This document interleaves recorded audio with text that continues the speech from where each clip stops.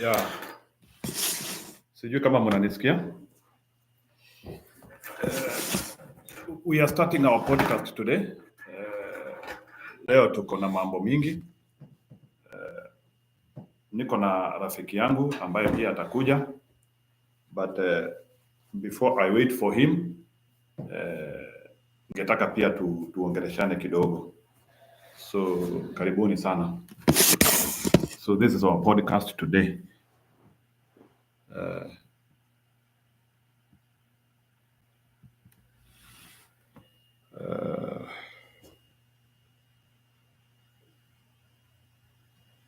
So karibuni.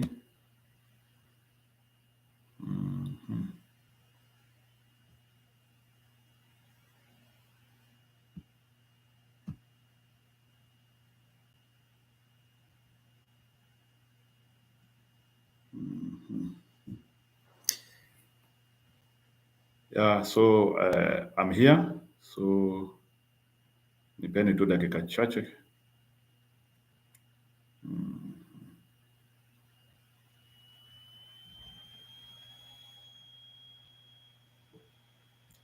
Yeah. So yeah, karibuni.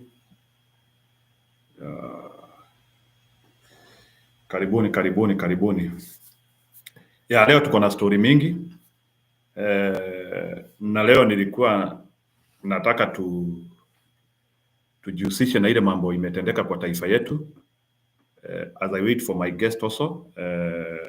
Leo niko na guest kutoka Ghana.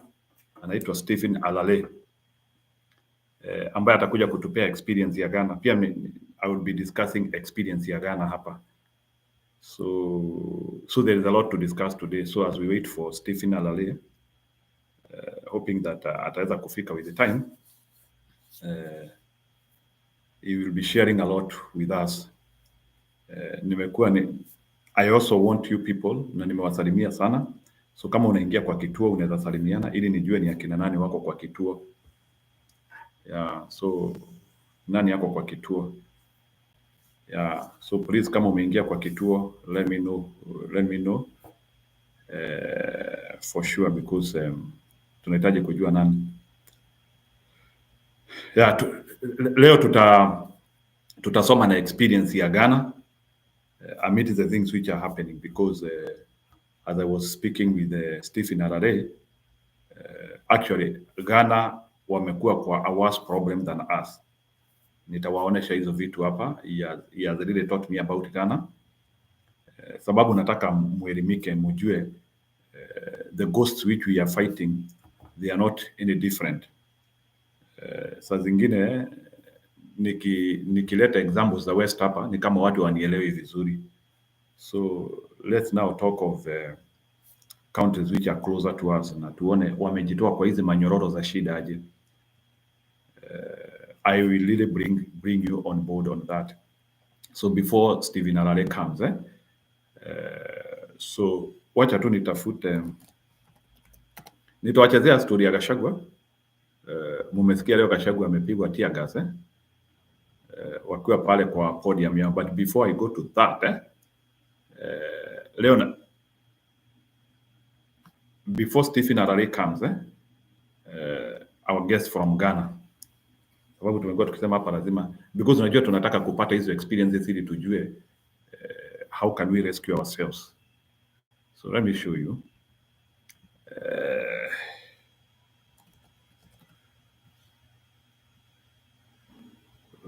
This is where we are starting. Niwaoneshe vile mambo ya kanisa ili the way Ghana. So I will begin here. Msiseme leo kwa nini waletea Ghana. So kuna project inaitwa Ghana Cathedral. I want to begin with that.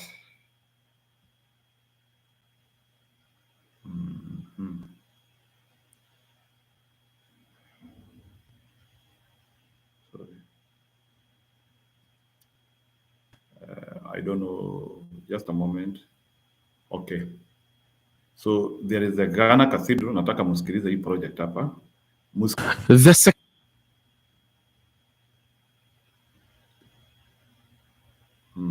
Musikia hata mawe inatolewa Israel.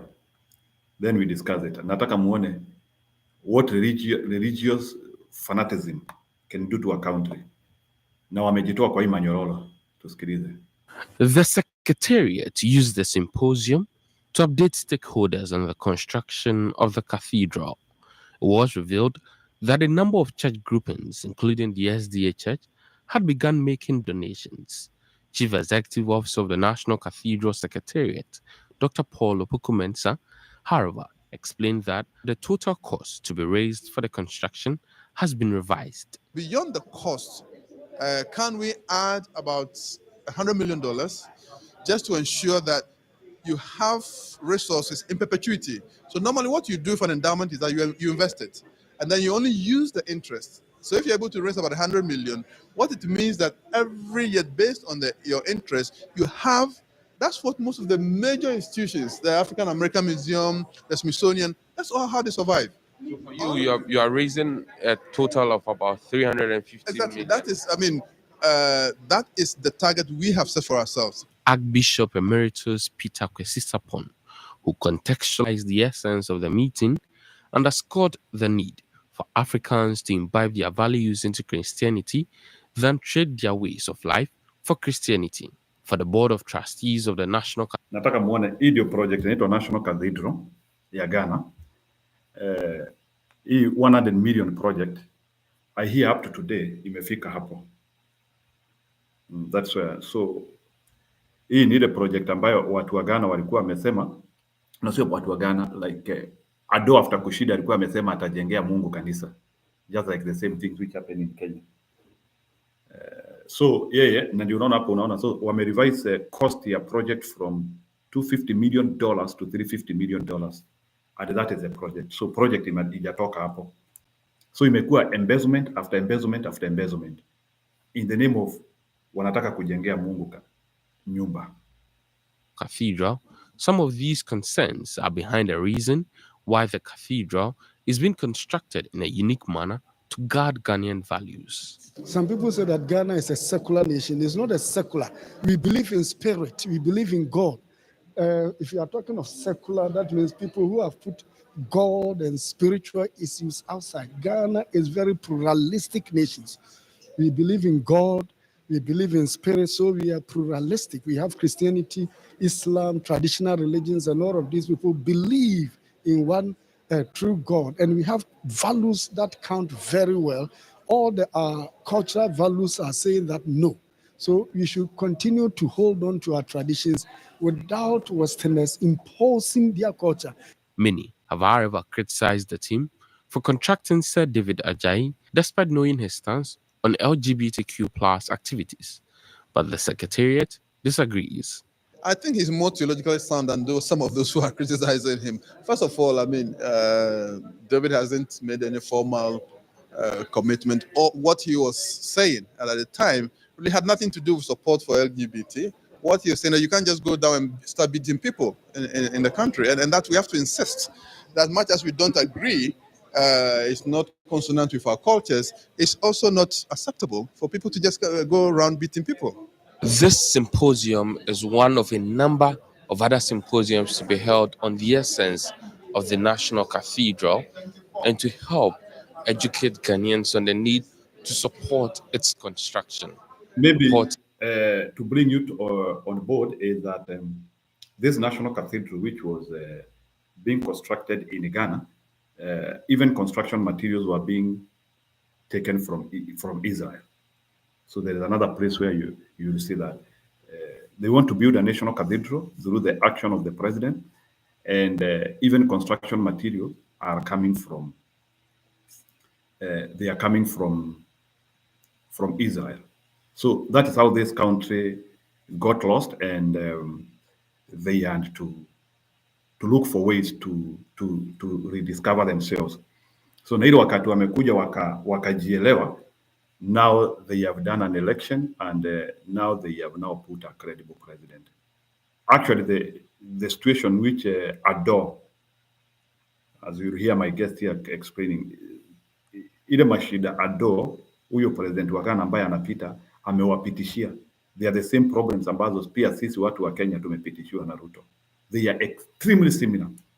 So when I was actually talking with ALALE, I was so shocked to see that how hakuna utofauti mwingi, like corruption, exaggeration of projects, silencing, including hata hizi abductions, by the way, they have also been happening in Ghana.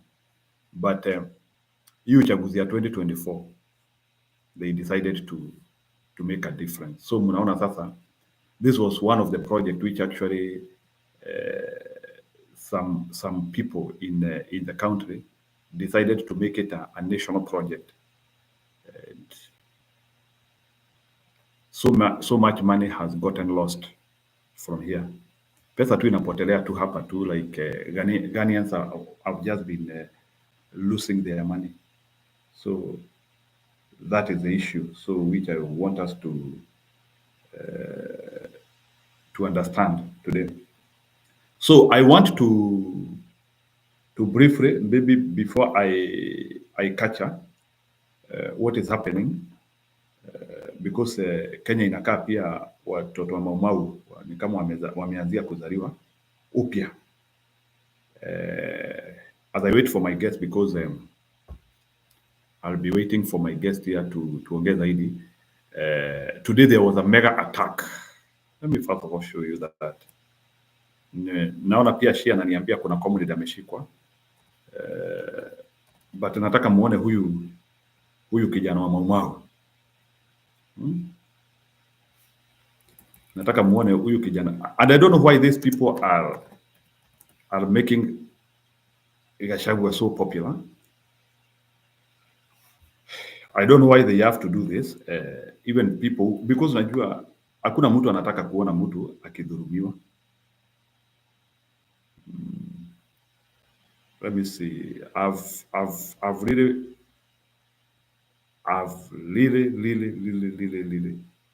I think Medho is a warrior. Nataka muone. Na pia kuna vita mbaya sana inatendeka kati ya waembu wawili, Itumbi na mbunge wa Manyata. Hiyo nitawawekea pia. So nitawaonesha hiyo. So nilikuwa nataka kwanza kuwaonesha hiyo ya Nyandarua.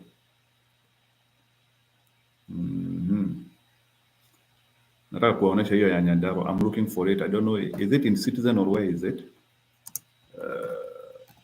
Nataka muone how, I want to see how muone vile Medho amerespond. The most important thing, I want you people to see how Medho responded.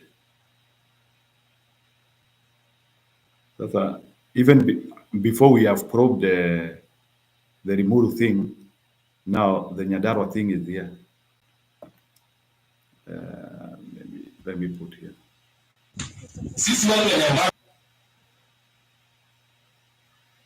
I don't know, you people, can you be able to see my videos?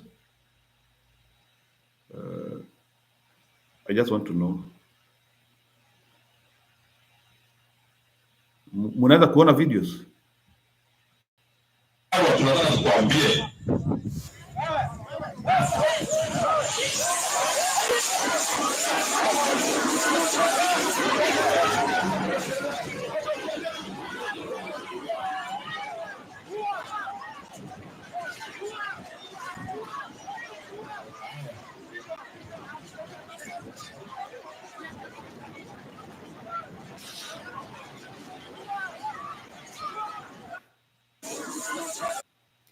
Hapo ndio nataka muone.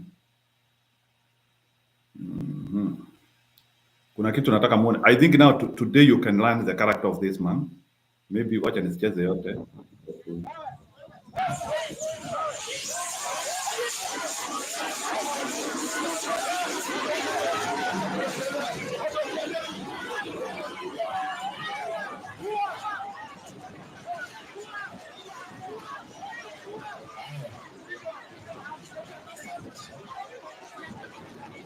I don't know why it's hanging, eh?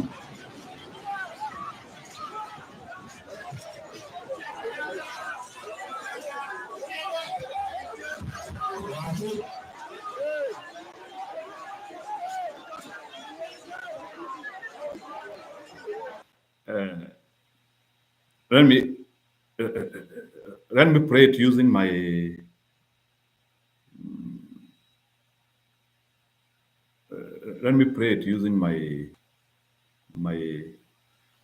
my phone. Maybe my phone simu itacheza vizuri hiyo ya Nyandarua, because we have to.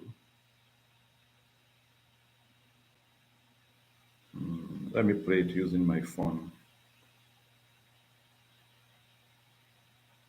Let me look for it.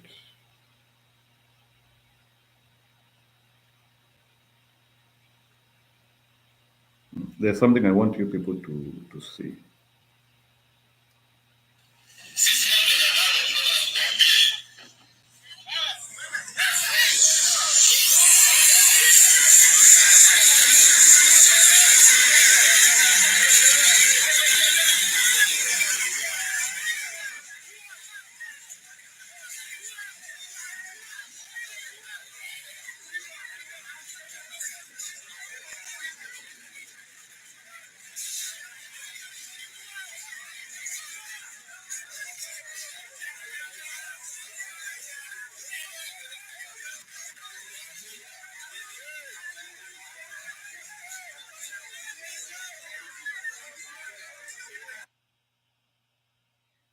Yeah.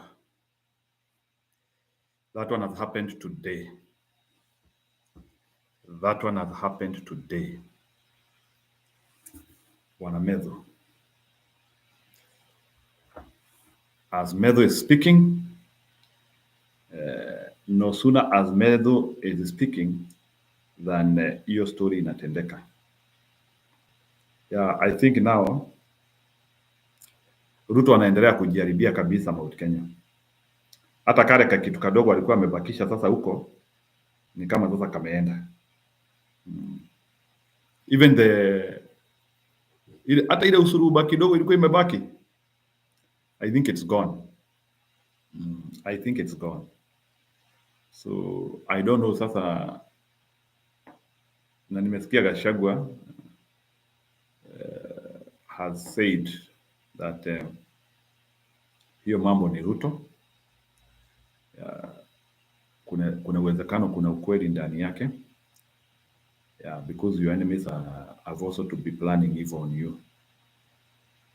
Yeah. I wish to waachane na Gachagua. I think this politics will start becoming dirty. Hii siasa itaanzia kukua mbaya kuliko hivyo. Na mimi naona hawa watu wataumizana.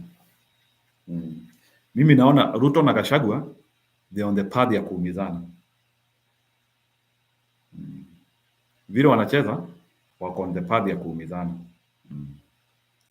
Bora tusisikie mmoja wao ametupa mwingine kwa pipa. Lakini kwa kusema ukweli hawa watu I think it will continue being angry and angry and angry and angry. Yeah, I don't think hata yule rafiki hapa alikuwa amekuja kutuambia ati Gachagua and Ruto are going to reconcile. I don't think even the community will support that now. I don't think. Na naona even Medo, even after that attack he talked. Medo, even after that attack. Sijui kwa nini hao watu wanaendelea kuweka hao watu nguvu. Yeah, Kipuriru umeingia. I don't think hii relationship inaendelea kukua sour and sour and sour. I don't think like this relationship can be rescued any longer. This relationship cannot be rescued. Nataka muone Medo hapo. Nitafute sauti.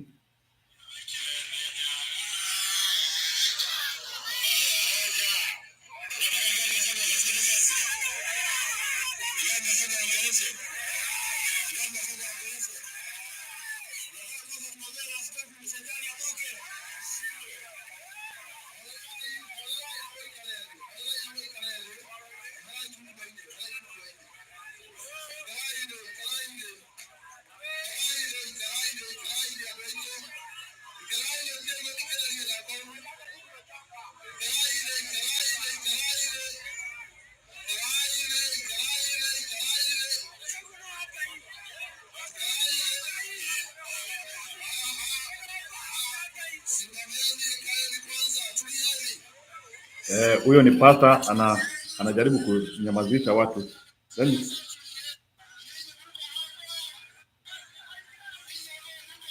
See, I wanted to hear kama Gachagua aliongea. Yeah, lakini bwana Kip, you need to confirm to me how Ruto and Gachagua can reconcile at this level.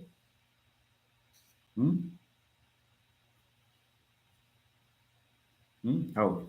Na pia in other news also, as we talk about that, Mudavadi, Duale na Mvurya wameongezwa majukumu.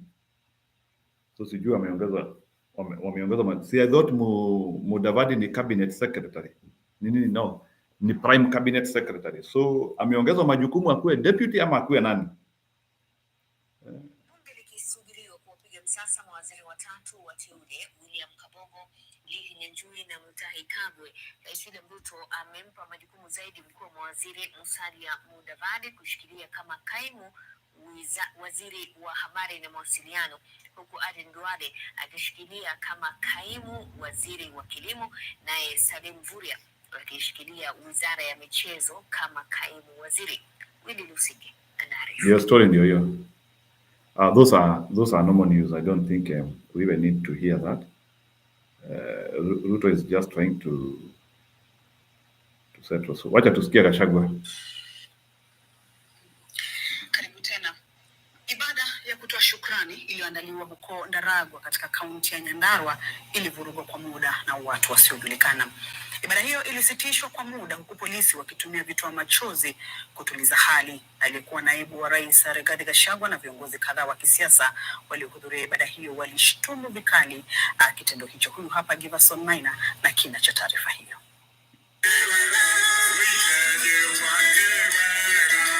Siku moja baada ya aliyekuwa naibu rais Rigathi Gachagua kudai kwa polisi walipiga marufuku hafla ya kutoa shukrani iliyopangwa kufanyika leo katika eneo la Ndaragwa, kaunti ya Nyandarua. I have just learned we have a prayer meeting in Shamata Ward in Nyandarua. Tomorrow we have a farm. The residents of that ward normally meets once in a year for prayers to close the year. We have prayers tomorrow. And the police commander there in that county is intimidating leaders to cancel those prayers, and they will not be allowed to take place, and they need a permit. Hafla hiyo iliendelea kama ilivyoratibiwa. Hata hivyo, hafla hiyo ilivurugwa baada ya polisi kurusha vitoa machozi ili kuwatawanya waliohudhuria.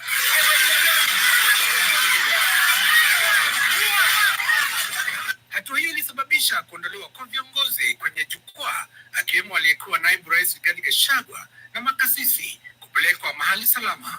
Hafla hiyo baadaye ilianza tena huku kukiwa na hali ya utulivu. Gachagua alikasifu polisi kwa madai ya kutumiwa kusuluhisha migogoro ya kisiasa. Hii maneno ya kuharibu mkutano ni maneno imepitwa na wakati. Na hata mkiharibu mkutano, hii watu wako nyumbani na kura zao wanakaa tu. Viongozi waliojawa na ghadhabu waliapa kuliongoza eneo hilo kutoka katika chama cha UDA na kujiunga na chama kipya cha kisiasa mapema mwaka ujao, wakijiandaa kwa kura ya mwaka 2027. Giverson Maina, Dira la Magwiji. Yeah. So hivyo ndivyo kuko bwana. Hivyo ndivyo kuko. Hivyo ndivyo kuko.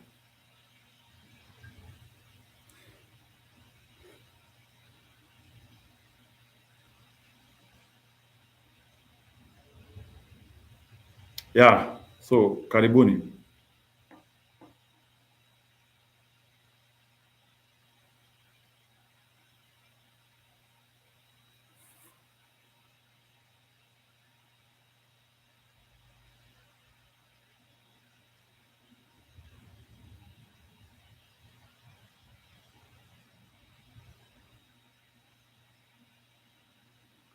Yeah, so nchini sasa kumekuwa hivyo. Nchini kumekuwa hivyo. So Naona Kipril hapa anasema ni kama Uhuru Ruto hezi amini ya kwamba Mount Kenya is gone and gone forever.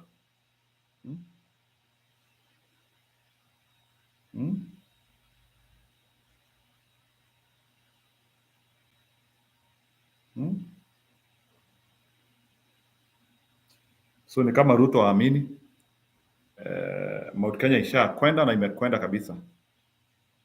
So lakini atafanya aje? And that is the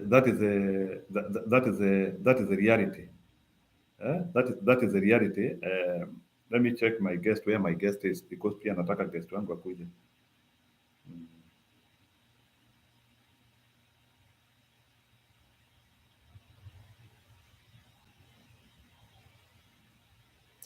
Yeah. So story iko hivyo bana. Si mnaona situation ni mingi sana hapa kwa taifa letu la Kenya. Mambo ni mingi sana, so I think these things are, I think Gachagua and Ruto are irreconcilable. They are irreconcilable. The only thing which I don't know is how is Gachagua now going to shape the opinion beyond now Mount Kenya region, because I think pia wale watu wako zaidi ya Mlima Kenya wanaona hizi vitu, and Gachagua could become the symbol of unity ikiendelea hivyo. He might not be the best person who we should be talking of, but he is becoming the symbol of unity soon.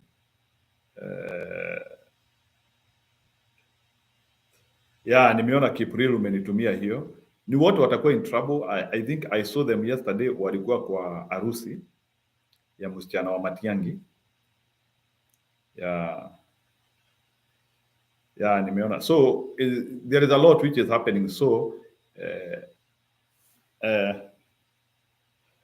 she Mariam anasema Uhuru amechanganya Ruto. Yesterday attended, kulikuwa na wedding ya msichana wa Matiang'i Wende. So walikuwa huko. So I do not know what was the situation. But I think ile crowd ya Uhuru ishaisha. Ule mvuto Uhuru alikuwa nao ushaisha. So I don't think Uhuru, even we can talk about him again. So I don't think it makes sense any longer. So sasa ni sisi tuendelee tu hivi kivyetu sasa. I think most of us now we are just observers. Sisi ni ma-observers, tunaangalia vile tu Uhuru na Ruto wanamenyana. Sisi ni ma-observers, tunaangalia tu kwa habari. But tunajua ikifika siku ya uamuzi, we know what we are going to do. Yeah, I know you people, you will enjoy even. Our friend in Ghana will be telling us all these things which are happening in Kenya. Because I think Ruto has lost it. I think Ruto has just discovered that he cannot make it. And I don't know how you can sustain the leadership with the chaos. Si ameanza mapema bwana. First term. Mwaka wa 3. Hey, is he going to fight for 7 years? If he wants 10 years? Ameanza mapema bwana. Bwana Kipril. Si vita ameanza mapema bwana. Unajua, let me tell you, you don't do such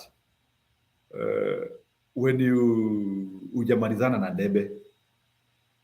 I think Bwana Ruto he has very weak advisors. How do you attack the belly na bado hujashiba? You see, ile problem Ruto ako nayo, ameoneshana close zake mapema. Ameoneshana close mapema.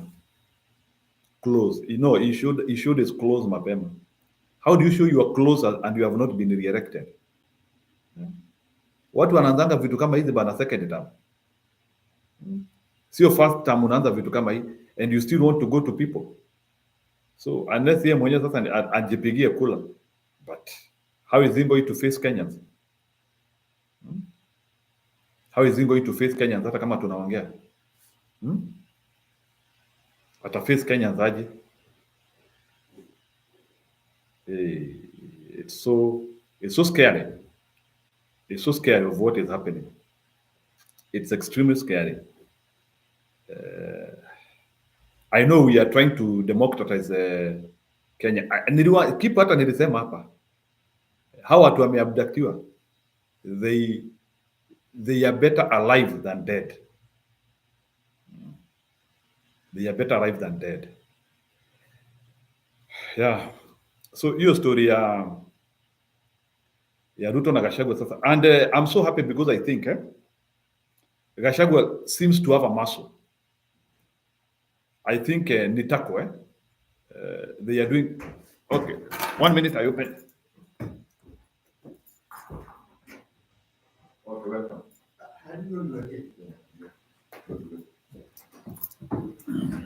Welcome there.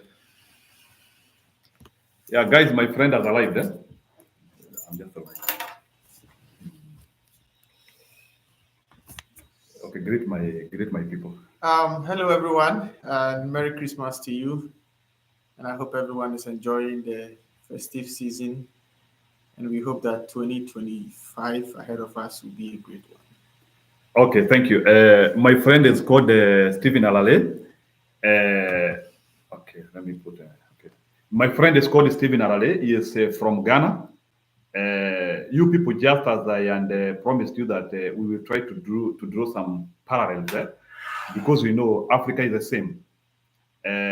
So we want to understand that the reason why I got interested with him is Ghana has just completed an election where the sitting government lost badly.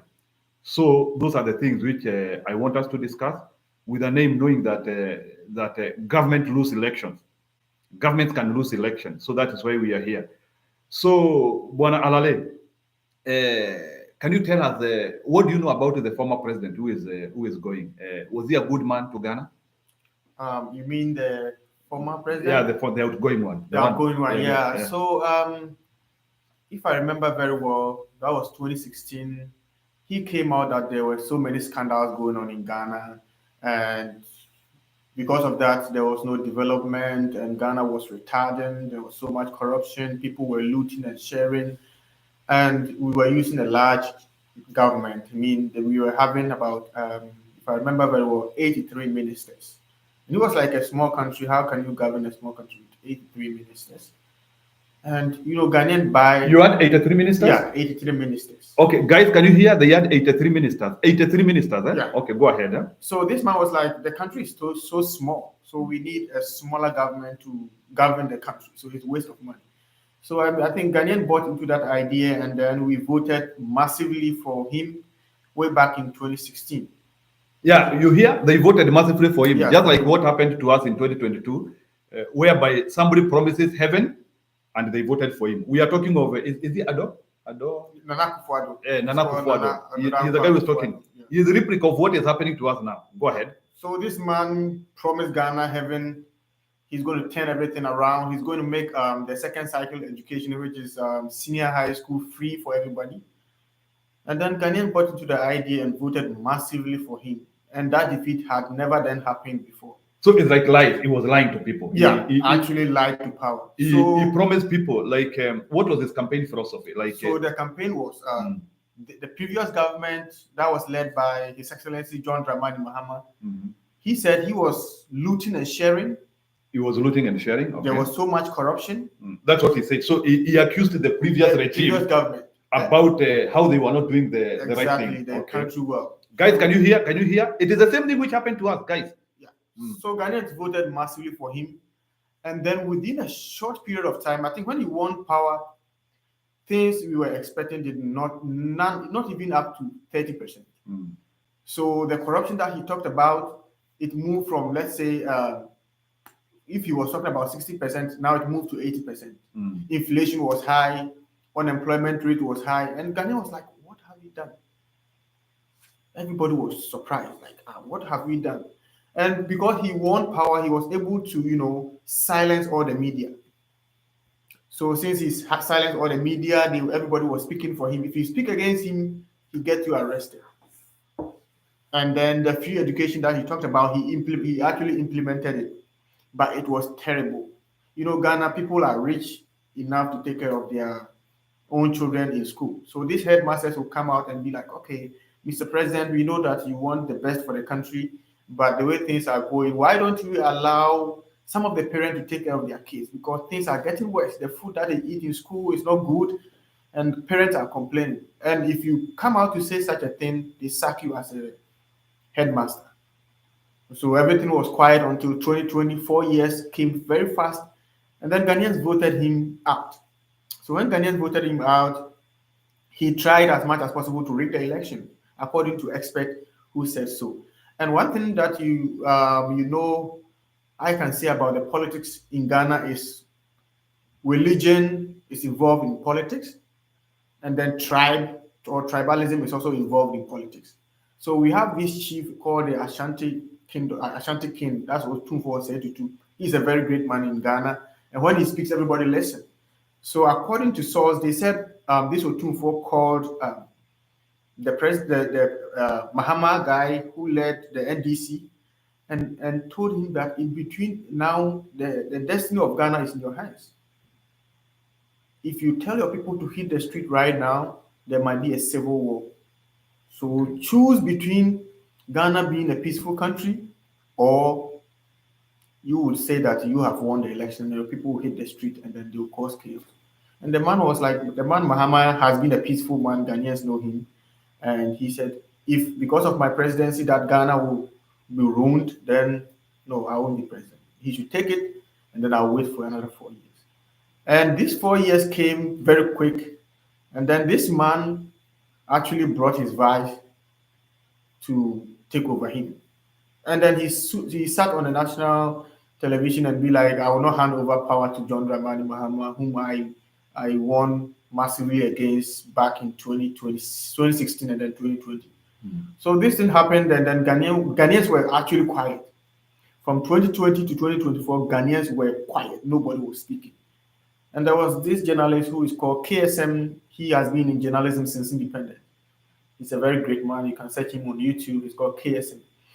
So this man was like, Mr. President, the way Ghanaians are quiet, you should do something about it.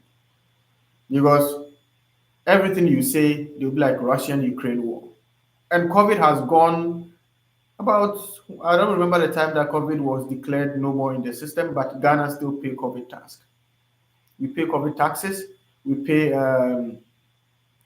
e-levy, electronic, like sending money to somebody through the electronic means. We pay those taxes. Emission tax, that is when you drive. They say when you drive a vehicle, you have to pay emission tax because you emit gases into the system. And there were so many taxes that were not necessary. And then the ports, if you buy a car from abroad, you can't even take it from the port. So people were complaining about all these things, and the president was like, no, I don't care about it. And then this Mahama guy who was leading the NDC, was just around campaigning.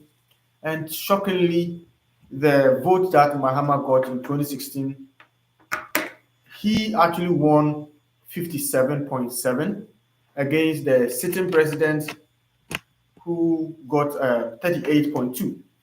And this thing has never happened before after independence. The Fourth Republic was led by Jerry John Rawlings, who was a military president. And then during his era, he was a military man, and then he won by 57.3. That was actually 57.33. And that people said it has never happened. But this Mahama guy has won the 2024 election with a big margin. That is the difference between him and then the vice president was over 2 million. And voters in Ghana is about 18 million. And if somebody is stretching you with 2 million difference, that tells you that So it was like landslide, eh? Yeah.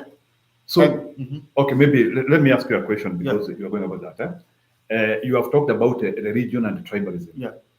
Can you help us understand At what scale is religion influencing Ghana politics? So religion influencing Ghana politics. I started voting back in 2012. That was the first time I casted my vote. Yeah, that was when I finished high school. But I remember my dad used to listen to radio stations a lot, like Peace FM and Fox FM. So during the era of His Excellency Jerry John, no, Jerry John before, they were all John actually.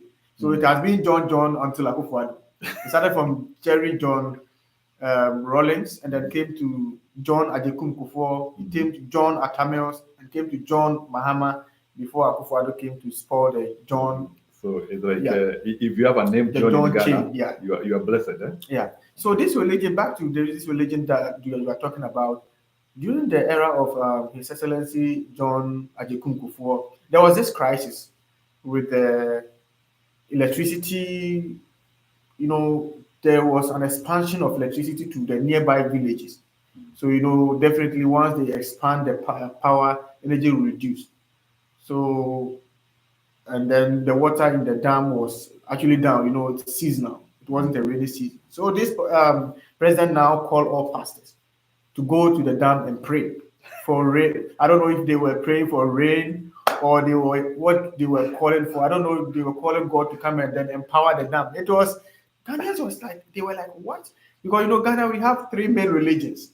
The Christianity, which dominates, and then we have the Islamic religion, and then African tradition, including the minor ones like Hinduism, Buddhism, atheists, and then the rest. And people were like, how can you call pastors to go and pray for the dam? How is this possible? You understand? It's kind of funny because I think you do not have to involve these religion issues into the governance. Yeah. So this Mahama guy came, John Atamils, may his soul rest in peace. He was the president, and then Mahama, who just won the president-elect, was his wife. So these people came and were like, let's face the fact. It's not about praying for the dam to be filled so that people will get electricity. There is something we need to do.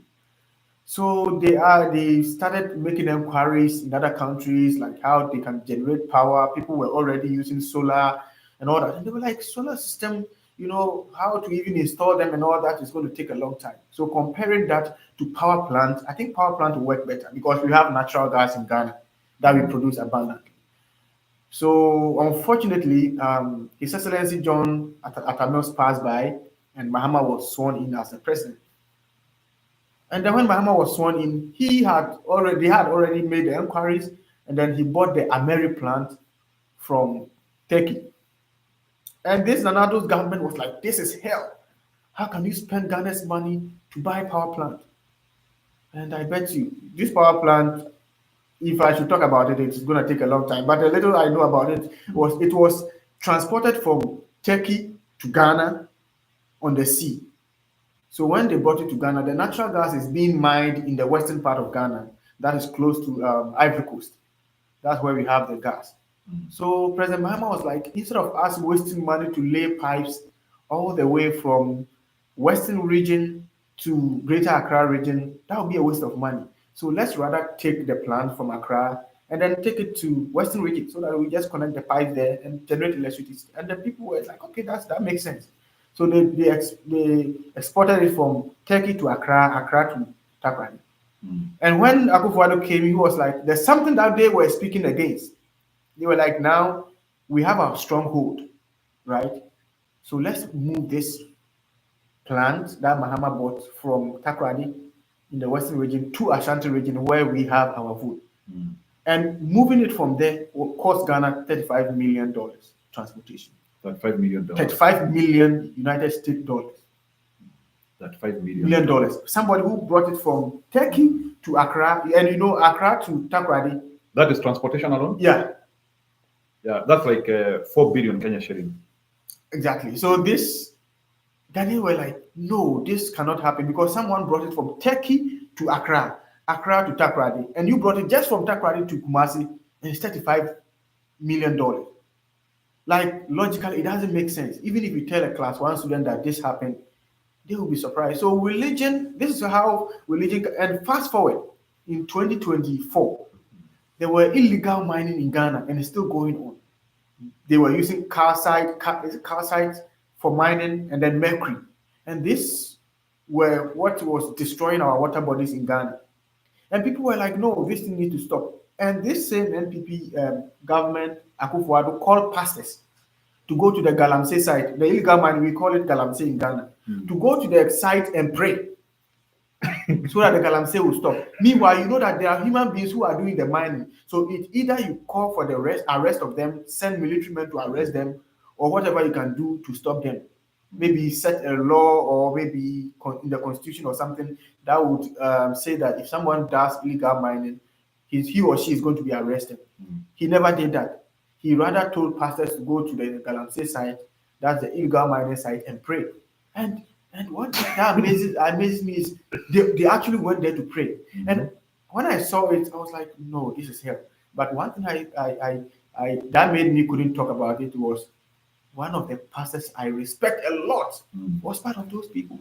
So a pastor in Ghana who is influential is also going to pray for the mine so that the illegal mining. They want them to stop, or they want illegal mining to stop. They want the illegal mining to stop. So and now the president is telling them to go there and pray. Go and call God to come and stop the illegal mining. And the country is believing it. If they don't believe it, why would the pastors go in the first place? Because a pastor, one of them is called Apostle Professor. Oh yeah, I saw him. Yeah, so imagine. And he's there praying. Yeah, he was part of those people. They put on Wellington boots and went to the site to pray, and they were singing praises to God when they were coming back. Religion in the government. Exactly. And then one of the examples, I think I have cited two examples when it comes to religion. Going to the dam to pray for electricity, and then going to the illegal mining site to pray. And the third one is this Akufo-Addo man, the outgoing president, he actually told God in his prayers that God, if you make me the president of the Ghana, the Republic of Ghana, I will build a house for you. Ghanaians like never Solomon, knew. Like the Solomon exactly. So what Solomon said. So whether God made him win or whatever happened, he won. He won the election, and then now he's using taxpayers' money to build a church for God, and he said it's called National Cathedral. Ghanaians complained, people said a lot about it. This man was like, no. And then the committee that were on it were big men of God. So now this man, when Trump won the election back, when they were swearing, 2016, when they were swearing Trump in, they called that man to come and pray. He's called Nicholas Duncan Williams, Archbishop Nicholas Duncan, to pray in America for Donald Trump when they were inaugurating him. Okay. So he's a great man. So including one apostle called Eastwood Anaba, he was also part of them. One great man, Lighthouse Church, Ducky Ward Mills, Ajinasari, big men of God were part of those people. But later, when they realized that no, this is more or less like a scam, they withdrew. But at that time, they had already spent 58 million United States dollars. And it's just a pit. Now, during the rainy season, it filled up the entire place and it became like a swimming pool. And so $50 million 58 has already been spent to just dig the hole. To dig the hole. Yeah, and one thing that shocked Ghanaians a lot was if it was a bare land that he used, it wouldn't have been a big news because we know government embezzle funds. But in this situation, he demolished the residential area of Supreme Court judges. Okay. The judges were residing there. He demolished all those buildings, including passport office. And those were ultra-modern buildings. The National Passport Office? The National Passport Office. So he moved it to another place? He demolished everything and then sent them to another place. Okay. Rented a place for them to, execute their work over there. And Ghanaians were like, aside the $58 million being spent or, let me say, wasted, you have also demolished these buildings. So adding everything up, I think the amount of money, you can't mention them.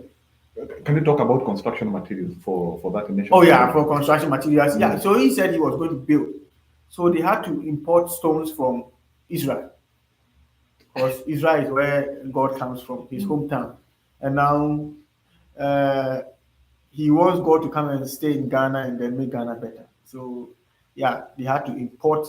And then I think if you watch on YouTube, you will see the High Commissioner of Israel to Ghana, who brought one of the stones for the foundation. And then she was making some funny comment. I don't know if he was mocking Ghana or she was kind of making business with Ghana. So, but it was really funny. Yeah. So Ghana wants to Ghana through Ado, who is misleading the country. He is saying he want to build a house for the Lord. You people, I want you to understand this. Ado has said he want to build a house for the Lord. He want to build, which he has called the National Cathedral. And so that now that church is blessed by God. Ado is saying even construction material cannot come out of Ghana. So they have to get stones and gravel from Israel. Yeah. So that is the whole story here. And all these issues are being done by the president. So, and that's where now things became. So did the Ghanaians as a whole trust in that project? Like when they were being told materials are being gotten from Israel, what were they saying at that time? Like, was there resistance? People were totally against it. All the religions, even the Christianity, they were against it. So there was this Catholic bishop who was part of the committee. He is called Archbishop Palmer Bacco. So immediately he joined them. The Catholic Church issued a letter, a statement, saying that this man, Archbishop Palmer Bacco, joined the committee because he has a personal relationship with the president. So he is not joining because of the Catholic Church. So all the churches were withdrawing from the project, because Ghanaians were like, no, we won't pay tax for you to use our tax to build a church. Because even the churches in Ghana, some churches are saying the other churches are not good. So who is going to worship in that church? Right? So we have so many churches in Ghana, even the biggest ones that are Catholic Church, the Methodist Church, the Anglican Church, the Presbyterian, the Church of Christ, and then the Methodist, and those big churches, SDA, that's the Sabbath Day Adventist Church, the Jehovah's Witness, and the rest, they are all there. Before even the smaller one-man churches, it's uncountable. So who is going to worship in that, whatever you are going to build called the cathedral? So Ghanaians were totally against it. But this President Akufo-Addo made up his mind that he will not listen to anybody. And up to now, they have paused the project, they have abandoned the project, yet the people on the board of directors are still being paid. Over 23,000 Ghana cedis every month. Over how many? 23,000 Ghana cedis. 23,000 cedis. That is for one person or for one person. 23,000 cedis. 23,000 Ghana cedis. And you people, you need to understand that Ghana money is stronger than Kenya, because I think how many for $1? 17? Yeah. Now, yeah, So, it's 17. yeah. For us, it's 130. So I think you can see Ghana money is like, is it 17 at 130? That is 5 times. I think their money is around 5 times. Yeah. So stronger. Yeah. Basically, they are taking about $1,600. Can you talk about inflation? How money has fluctuated during those time? How it is? Oh yeah. So during John Dramani Mahama, the president-elect era, the dollar was dollar is not always stable. It kind of moved up a little bit and then comes down a little bit. So it was between 3.5 and then 4. So it moved to 3.5, 3.8, and shoot up all the way to 4 and comes back to 3.8, that kind of thing. Yeah, oscillation. We call it oscillation. Exactly. Yeah. Good. So now this Akufo-Addo and his people were like, this is insane. How can you tell me that you can buy $1, 4 cedis? Because it was 2 cedis then, and now you brought it to 4 cedis. This thing can never happen. In 8 years, just 8 years, you are bringing dollar from 2 cedis to 4 cedis. So all these were those propagandas that were also, like he was saying that even the previous president, the fact that he took the cedi from $2 to $4 from 2 cedis to 4 cedis. Yeah, it was a lot of inflation. Yeah, according to him. That was crazy. So he came and said now that it's too much. Yeah, he said if he was the president, he would have come out to tell Ghanaians that he is sorry for moving dollar from 2 cities to 4 cities and then resign as a president. Okay.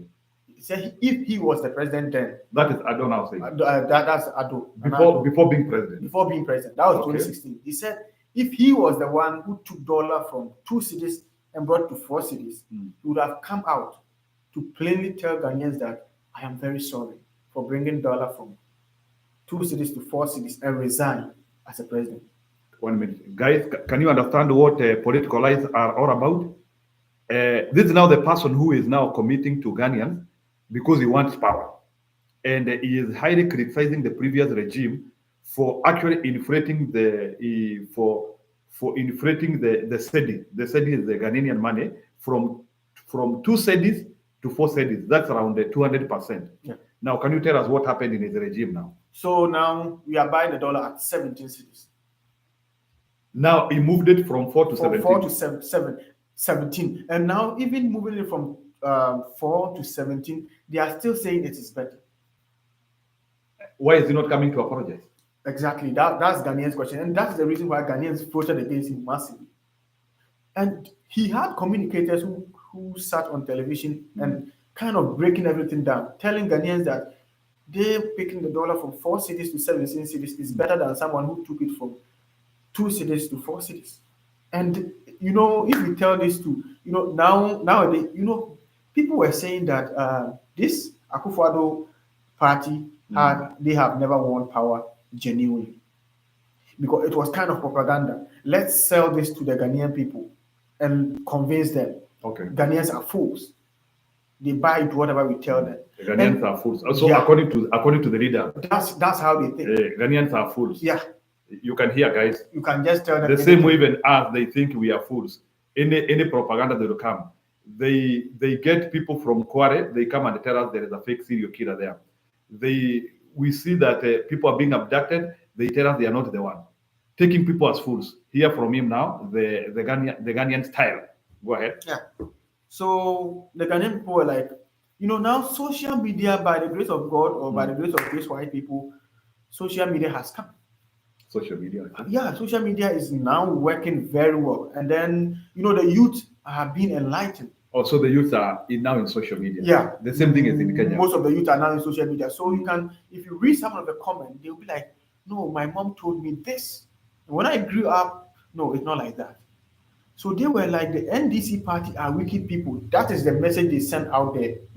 Just try to, paint the party black and make them look unpopular. Okay. But now the youth that are coming, they are being enlightened by social media.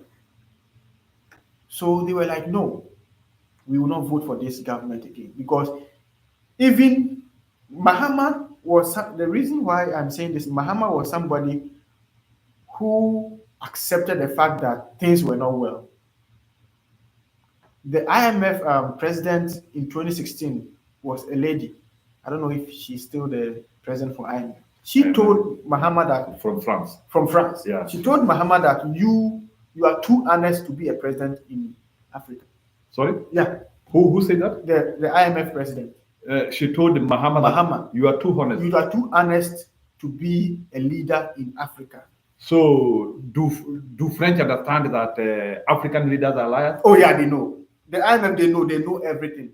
So when they went for the negotiation, it was one-on-one. Okay. And then the woman was like, you are too honest to be a leader in Africa. You will get problem with your people. Because do Africans expect their leaders to be liars? To lie. Because the IMF people, they know. The French, they know. The Western, they know. They know that Africa, there's nothing truth in Africa. Lie to power. And then when you come to power, abuse the people. And that is it. You win your way out. So can you help me understand? In Ghana, did you have issues of abductions for people who are talking ill about the government? Like you talked about silencing the media. Yeah. How far did it go? Like the people who are criticizing the government during that time. You said they were being arrested. So were they arrested? Were they being arrested by the police, or were they being arrested by a group which is known? So most of them were arrested by police, and they have some tax too. They call them national security or whatever tax. Some of them are not even police. Not, but when the do they identify themselves? Yeah, no, they don't. Some of them even wear masks. Oh, guys, can you hear? Yeah, they just put on it's the mask. same style. The Yeah. same style which is They will happening. be there and you'll be So on- people come to arrest you while they are with they are mask. in mask. Explain that story now. So they are called vigilante. Ghana, they call them vigilante. So you'll be there doing your program and they will just bank in. Some of them have these ammunitions with them.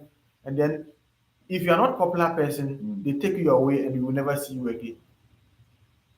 That's what in Kenya we call it abduction. Yeah. In Kenya, and right now as we speak now, even in Kenya people are being abducted now. Like a post has been seen about like what is happening in Kenya. Yeah. We are now having some images which people assume it is the president, it's the Kenyan president. So people are like ridiculing the president. Okay. So the originators of those images are now being arrested by people who you don't know. Yeah. So they come and pick you from a shop. They can pick you from your house. Wherever you are. Yeah. So can you try to explain to us how long did it go through Ado? And did Ado come at any particular time to talk about it? And did the people come to the streets to demand for these people who have disappeared to be brought back? Oh yeah, they do. And sometimes that's what I said. It depends on who you are. Okay. If you are popular, they send the police to pick you up. And when they ask why are you picking up, they will never tell you a particular reason. The only thing they will tell you is order from above. And we don't know above, whether it is heaven above or on a certain tree. We have no idea. So you just hear order from above. Order from above. Order from above. And they will pick you up. That's when you are popular. But if you are an unpopular person, an ordinary person, and talk against it, that's when the tax come after you.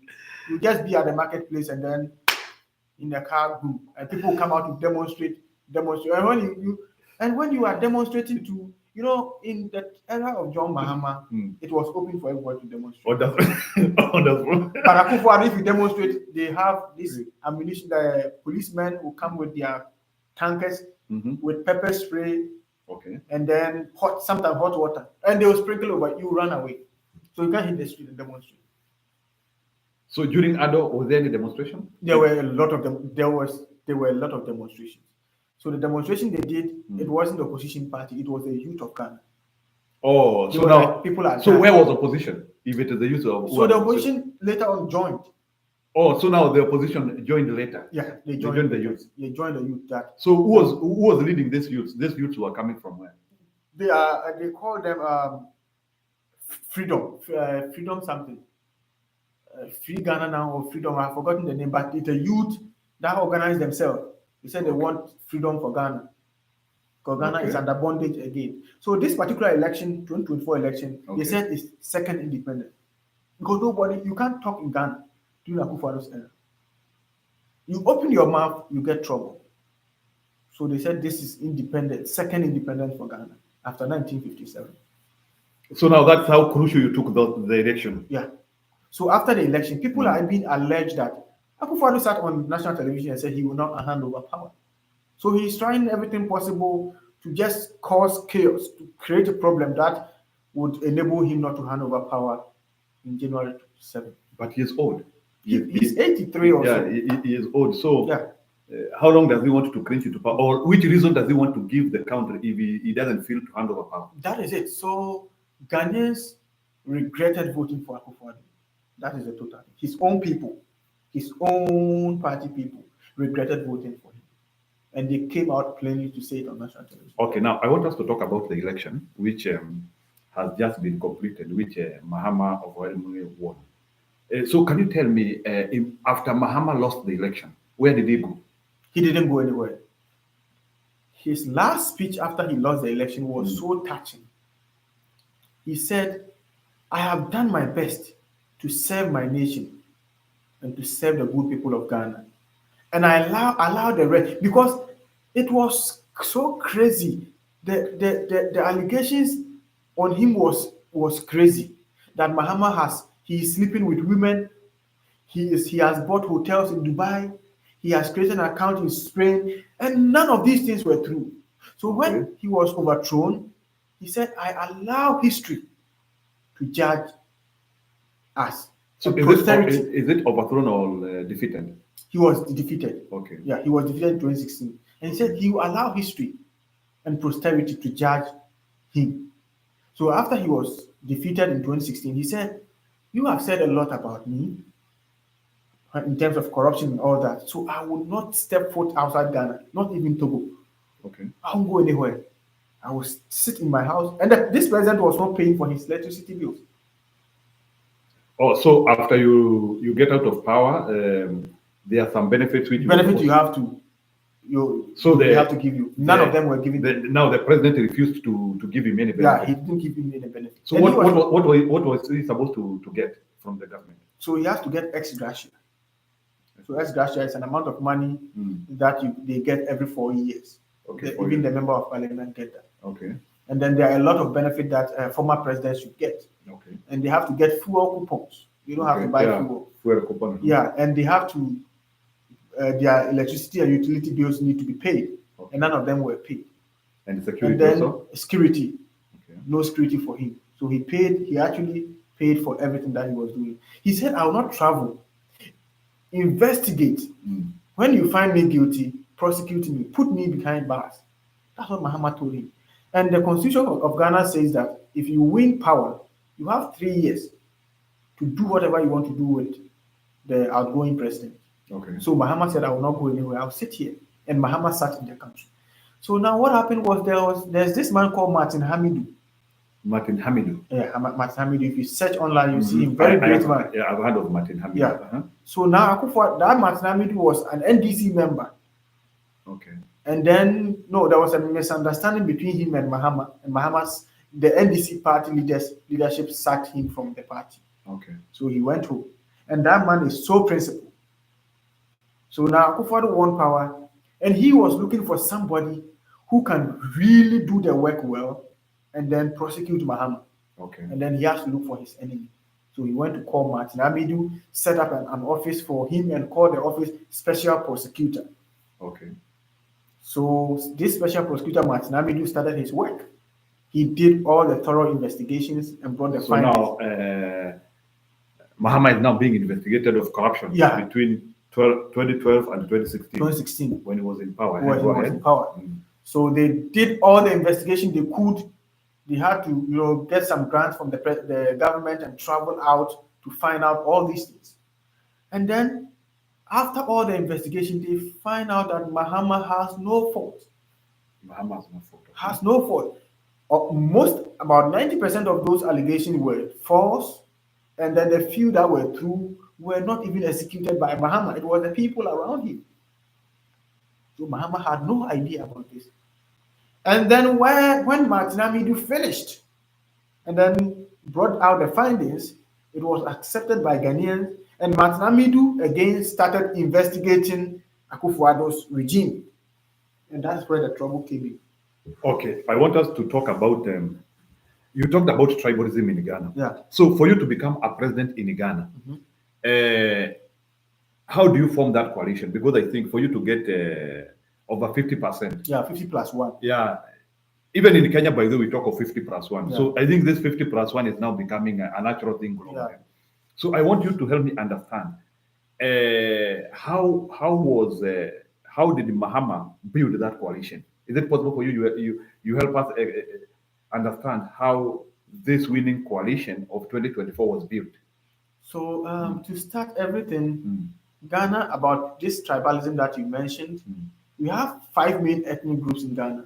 5 million. Which one is the biggest? The Akan is the biggest. Akan. So the Akan is the biggest. Akan occupy from the Ashanti, the Bono region, all the way to Ashanti to the south, all the way to Cote d'Ivoire. They are Akans. Akan. Yeah. Maybe they have been crossed over to Cote d'Ivoire. Yeah. Okay. All the way. So those are the Akans. And the Akans, the reason why they dominate is because they have sub-ethnic groups under them. There are a lot. Okay. So we have the Akans. When you come to the Akans, we have the Ashantis themselves. Akans, Ashanti. Yeah, that's the Ashanti. Ashanti is under the Akan. So the Akan is the main ethnic group. Okay. So under them, we have the Ashantis, we have the Achim, Akwamu, Denchira, Ahanta, Nzima. Okay. There are a lot. I can mention the Adansi, the Himai people. There are a lot Kifu. So are they in the southern of Ghana or they are in the southern part of Ghana? Southern part of Ghana. Yeah. Okay. Explain to us the northern part. So the northern part also, we have the northern region where I do come from. Okay. So we have the main northern region, and we have the upper east and then the upper west. Okay. So those form the northern part of Ghana. And we have the Volta region, that's the conserved one. They are very close to Togo. And then they Togo, I think they have some kind of relationship. Is that the place where we have the Volta Dam? Yeah. Yeah, I hear that. Yeah, that's where we have the Volta Dam. When we used to do history. No. I think there are some courses we used to do in our schools. Okay. We used to talk of Volta Dam. So that Volta Dam is there. It's in the Volta region. Okay. That's where we generate our electricity from. Okay, go ahead. Yeah. So these southern people are kind of, let me use that, pardon me to use that word, tribalistic. Okay. Or let's say what we call tribal bigot. So some of them were like, the northerners, they have a word, a particular word they use for them, that in Tafo. When you say in Tafo, it means someone from the north. And kind of like insult. They see it to be insult. 1 minute. Guys, pay attention. Ghanaian story and the Kenyan story, they are very similar. Please listen to our guest here. I think you can understand how we can beat the system. Ghanaians have just beaten the system, and their system was as complex as we have now. And they have beaten the system. So we can also beat the system. Go ahead. Yeah. So they were calling them by that tribalistic name. Okay. So now this Mahama guy, the president-elect, comes from the north. Okay. Oh, Mahama now comes from the north. Okay. And some of the southern people were like, even if you bring a stone or a goat and then put our party colors, which is the MPP, the NADO's party colors on the stone, you will still vote for the stone because we will not vote for a northerner. Also now the southern people, they are so tribal that they cannot vote even for the person in the north.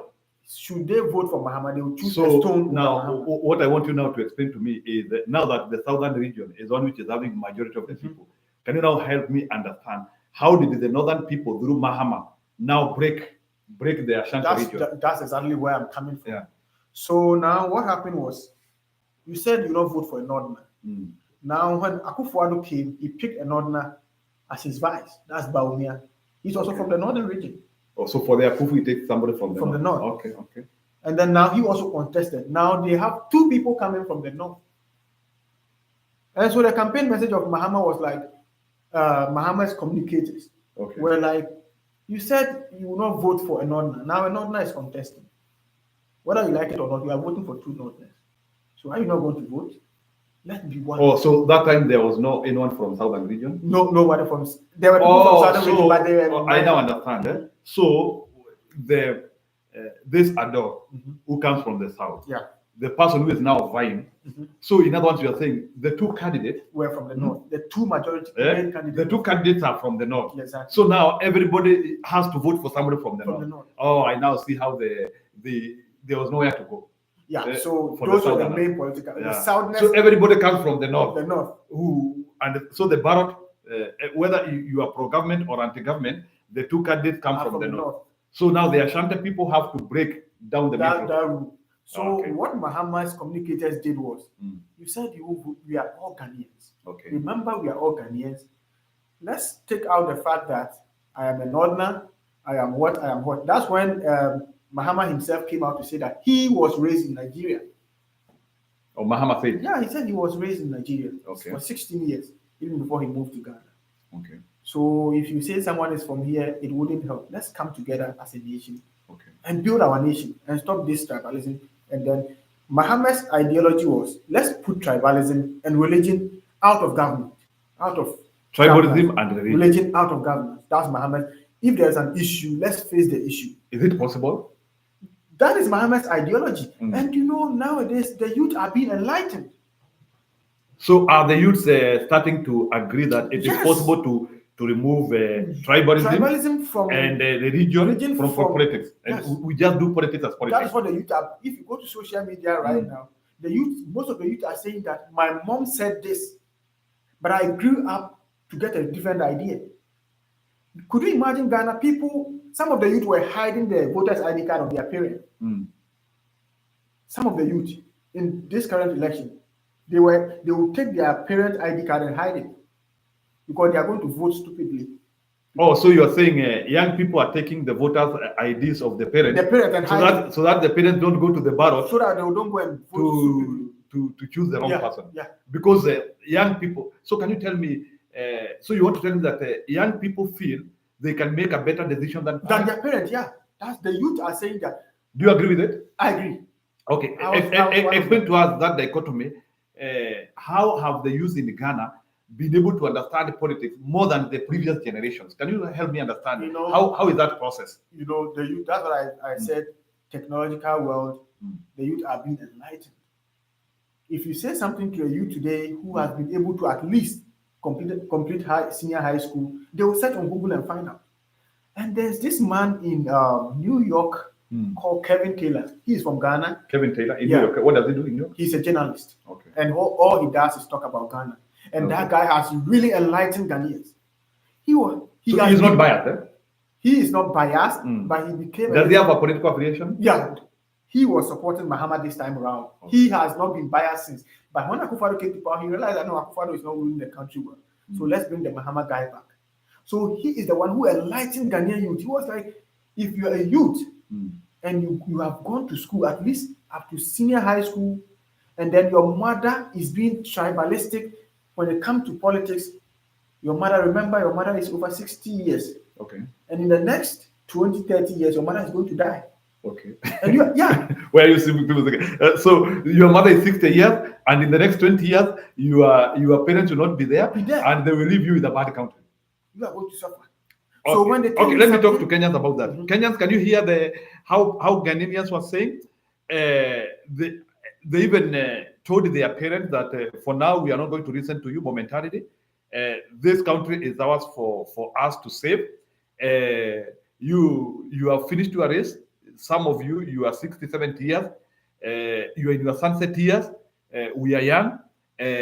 We better decide the country which we are going to do. That is what ALALE is saying. So, ALALE, can you explain that concept? So, the youths are very enlightened. If you tell them something, they'll just Google it and find out. Is what they are saying true? So, what Akufo-Addo did was, when he came to power, he was changing the educational system, taking out the history of Ghana away. History of Ghana. So when you talk of history of Ghana, can you tell me one history of Ghana which he was taking away? If you really want to know the history of Ghana and how it started, I can narrate that maybe in another episode. If you okay, I understand, but maybe tell us one thing, like what was he taking away? So this was the issue, how it all started. Kwame Nkrumah, I know you have all known about him. Kwame Nkrumah, 57, 1957. He was a young boy in the United States of America then, studying. And then when that time it was colonial era. Okay. So this Akufo-Addo's father and his colleagues were like, we are fighting to gain independence for Ghana. Okay. Now they came to call, they were like, okay, let's try to get those elites around us and then try and fight for the independence for the country. So now they came for Kwame Nkrumah to be their personal secretary. So now Kwame Nkrumah, when he moved from the United States to Ghana and then started working as a secretary to those people, he realized that no, these people are not telling Ghanaians the truth. Okay. They would rather go to their colonial masters in England, take some amount of money, better themselves, and then they come and tell Ghanaians that, oh, Ghanaians, we are fighting for you. You soon get independence. So their slogan was serve government within shortest possible time. That is now Kwame Nkrumah. No, that was Akufo-Addo's father. Okay. And his uncles, because they were the elites at that time. Okay. So Kwame Nkrumah realized, no, you people are not fighting for independence. You rather go there, take money and better yourself. So Kwame Nkrumah came to tell some few Ghanaians that no, these people are not fighting for you. If you really want independence, let's separate ourselves. Okay. I will lead and we will fight for independence. Okay. So Kwame Nkrumah now separated himself from those people. When he separated himself, the people rose up against him and wrote a letter to the British that this young man wants to do this, so eliminate him. So, and I think he was overturned. Yes. Yeah, And- I remember Kwame Nkrumah was overturned. Yeah, Okay. so I mean, in another video, I will narrate all those stories this time. So because of that, Akufo-Addo hates Kwame Nkrumah, and up to now, Up to today. up to today, He thinks that, you know, for us, some of us who come from other parts of Africa, we believe that Kwame Nkrumah was very instrumental yeah, in having a united Africa. Africa, yeah, I think even AU for the, it used to be called OU.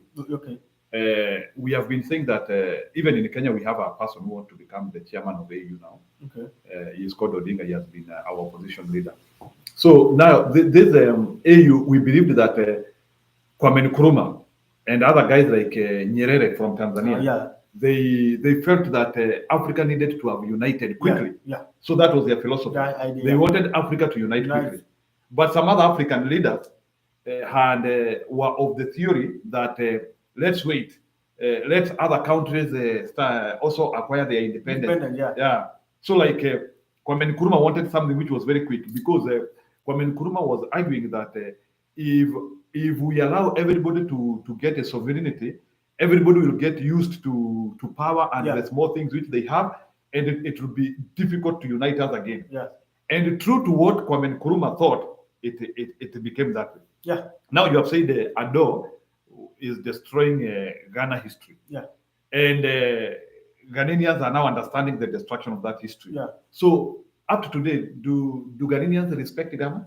No, not Ghana. Do Ghanaians respect Kwame Nkrumah? They don't joke. Ghanaians don't joke with Kwame Nkrumah. Do they feel Kwame Nkrumah did the right thing? The right thing. So I want to understand from you, like, did Kwame Nkrumah, what did he get from the government? Did he get land? Did he steal? So Kwame Nkrumah never even built a single room. Kwame Nkrumah doesn't have a house. So, like, his descendants, are they there? Yeah, there. Do they have anything? His sons are there. They maybe when they attended school, they traveled abroad and worked outside and came to build their own house. But Kwame Nkrumah never had a single room built for himself. What about land? He did not take land? He didn't have any property. Kwame Nkrumah? Kwame Nkrumah, I tell you, this is a fact. So when he was overthrown and he came home, the then women, the market women, I know you have market women in Kenya, right? Yeah, we call them in Kenya. Those are the ones who came with the Yakonde hustlers, Mama Mboga. We call them market women. We call them Mama Mboga. Okay. So market women. So the market women came together. Okay. That Kwame Nkrumah has suffered a lot for us. Let's contribute something all over the country. Market women come together. Let's contribute something and build a house for Kwame Nkrumah. So they built a house. And they built a house on the hilltop that's called Peduasi Lodge. Is it still there? It's still there. It's ultra modern house, very beautiful. And while Kwame Nkrumah was overthrown, he said, "You Ghanaians came together and built this house for me. Take it back." Okay. And he went back to his village.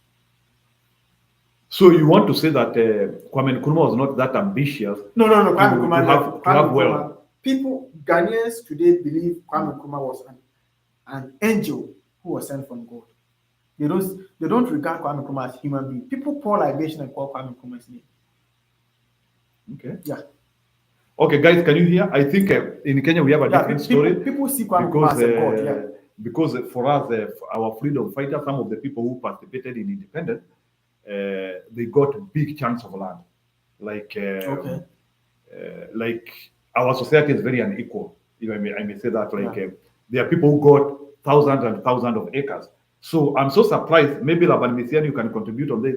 I'm so surprised that Kwame Nkrumah did not acquire any land. He didn't. And it was a time whereby the fact that he is now fighting for the independence, I thought that that one could have been one of the motivations. Oh yeah. He needed to have land. Yeah. And property. Not even car. What do you mean? He didn't have car, like personal car. Guys, can Kwame you? Nkrumah actually had maybe the cloth that he used. The cloth that you know, that is the Kenyatta of Kwame Nkrumah who we are talking about, guys. Eunice Mavuti. Huyo ni Kenyatta wa Ghana we are talking about. So can you tell me something? Now that you have talked about that, and you know, in Africa, by the way, we have been taking Ghana as one of the countries which has been highly democratized. But I think there are some places whereby maybe Ghana also has come and now it has lost track. Now, can you try now to help me? Now that you are now saying that the youth seem to be very enlightened compared to their parents. or to the older generation. Yeah. So how are parents now solving that gap? Because even now youths feel they are more enlightened than parents. So when it comes to like raising the kids, so how are the parents taking that gap? Where kids take themselves as if they know more than the parents. Yeah. So how are you not going to envision a society crash whereby like kids cannot even listen to their parents even on social issues? Exactly. That's a very good question. Because me, for instance, I remember 2020. Okay. I was in the farm with my uncle, Okay. who is a staunch Akufo-Addo supporter. Oh, so your uncle supported Akufo-Addo. Akufo-Addo. Yeah. The Very reason staunch supporter. did he have any reasons, or he thought that It is kind of tribalism thing. Okay. So now this man, I was working with him, and he's very religious. Very religious. Okay. Very religious. Okay. And then this man, he was the one who. So when you talk of religious, is it that he goes to church? Church, yeah, he does everything according to church. He believes Almighty God, Jesus Christ. And he believes he is a good man. Yeah. Okay, go ahead. So I was working with this man. I was actually staying with him, and then he even sent me for education in terms of religion. So I'm a catechist in the Catholic Church. Okay. So when we were working, it was election day, and this man asked me, "Have you voted?" And I was like, "Vote for who? I won't vote." Okay. And I was like, "No, if you are a man of God, you don't have to do that. You have to exercise your." And I said, "So who should I vote for?" Okay. Because at that time, I have heard that even if you vote for Muhammad, these people are already rigging the election. Okay. And this one, like, go and vote for Akufo-Addo. And I was like, "Uncle, sometimes let's put everything aside and then think straight." Oh, so he's rushing you to vote for Akufo-Addo. that is 16 or 20. Okay, 20. Okay. So when I started, when I wanted to educate him, he was not understanding.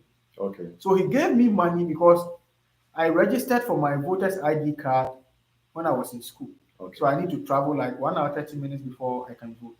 Okay. So he gave me them. I didn't challenge him because the thing was going to where it shouldn't go. Oh, it's like now he is now even becoming hungry. Yeah. And he believes you are a kid. Yeah. And, so and you have to listen. listen. Yeah, I know that. So I submitted.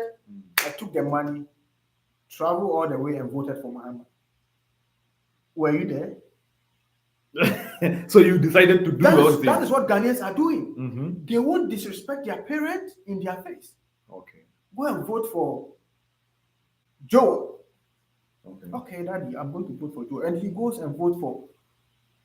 There's this guy called New Force, Cheddar. He's a new force. He came to form his own political party this current election. Okay. He's very rich, and then he wants to be a president. He went to the same polling station with his wife. Okay. And after the election, they counted the ballot, and he had one. So can you explain that again? Now, this Cheddar man, very sound man, has money, young guy, 35 years. Okay. Came to Ghana that Ghanaian politicians are corrupt. Okay. So he wants to be president. Ghanaians should follow him as a youth, freedom, vote for him, and then he becomes president. Now he goes to the polling station with his own wife, wedded wife for that matter, and cast their vote. Okay. After the voting, so if I go with my wife, and maybe they don't have children, I expect in that polling station I will get 2 votes. 2 votes. And now when they counted, the man got 1. So here comes the question: who voted against the man? Is he himself or his wife? So with your question, that's how Ghanaians are behaving. Ghanaian, even your own wife can refuse to vote for you. Exactly. They believe you are not a leader. So in the ballot box, when I entered to that box to vote as a youth, my parents are not there. I won't challenge them in the house. In the house you are just just waiting for, you are just listening to them, what they are saying. My vote is just 1. Yeah, so you're saying Ado, they're just talking Ado there, you're there. But when you go there, you know the right person. When the man who lost this election, Dr. Baumia, when he lost, his campaign, when he goes for rally, I tell you, many people, the youth, I tell you, the guy who lost, like because he was sharing money. His rallies were like full everywhere. Because he was sharing t-shirts and he was sharing money, he was sharing food. So people are going there. Oh, the guys they eat. and give them mic. They eat the food, they take the money. And when they take the microphone, they are saying the way they support you. They said, we are just making fun fool because the money they are sharing is our own tax. Then we pay tax. So the tax, we are taking it back. And we vote against it. And you know one funny thing? Oh, Ghana people are so clever. So you eat money and you don't vote for him. And one funny thing that made Ghanaians so clever was when they are going for those rallies, they wear Bahamas t-shirt and wear Baumia's own on it. So when you interview them that, Mr. Man, who are you voting for this year? They won't speak, they will just raise their shirts. And show you this. But this one is just a cover up. So they had a name for it, they called fanfooling. So Ghanaian youth are so wise now. They won't challenge their parents because they know their parents feed them. But when I go to the ballot box, you are not there with me. So I'll do what I want there. When I come back, I can tell you that I voted for who you wanted. I saw that. But when they count the vote, they get shocked. But I only voted. I only had one vote. So I don't know how the others voted. So that's the idea the youth of Ghana is adopting right now. Yeah, I think it's a safe way. We don't need to challenge our parents. That one I agree. But there must be a way of interacting with them without challenging them. Go and do the right thing where you are supposed to do the right thing. Exactly. Don't challenge them. Yeah, because some of them, for instance, me, that my parents couldn't go to school, I'm able to convince them. You can convince them that this person is the right person. Exactly. So, we have knowledge and wisdom. So knowledge we acquire. So you think now a youth has now even capacity to talk with his parents and tell them what is good for the economy. Exactly. Like for you, do you think you have capacity to help your parents understand economic systems and how they work and how they are being destroyed in the nation? That's why I was coming from. Take us through that process. So that's why I said we have knowledge and we have wisdom. Knowledge is acquired, wisdom is given by Almighty. So now my parents have the wisdom from God, but they don't have the knowledge when it comes to economy. So that is the reason why they sent me to school. So if you have that cordial relationship with your parent, you can sit them down, Daddy. I know you vote for this person. Let's do some analysis. Okay, so when this person was in power, this is how much we were buying fuel. Muhammad was in power, we were buying fuel 14 cedis per gallon.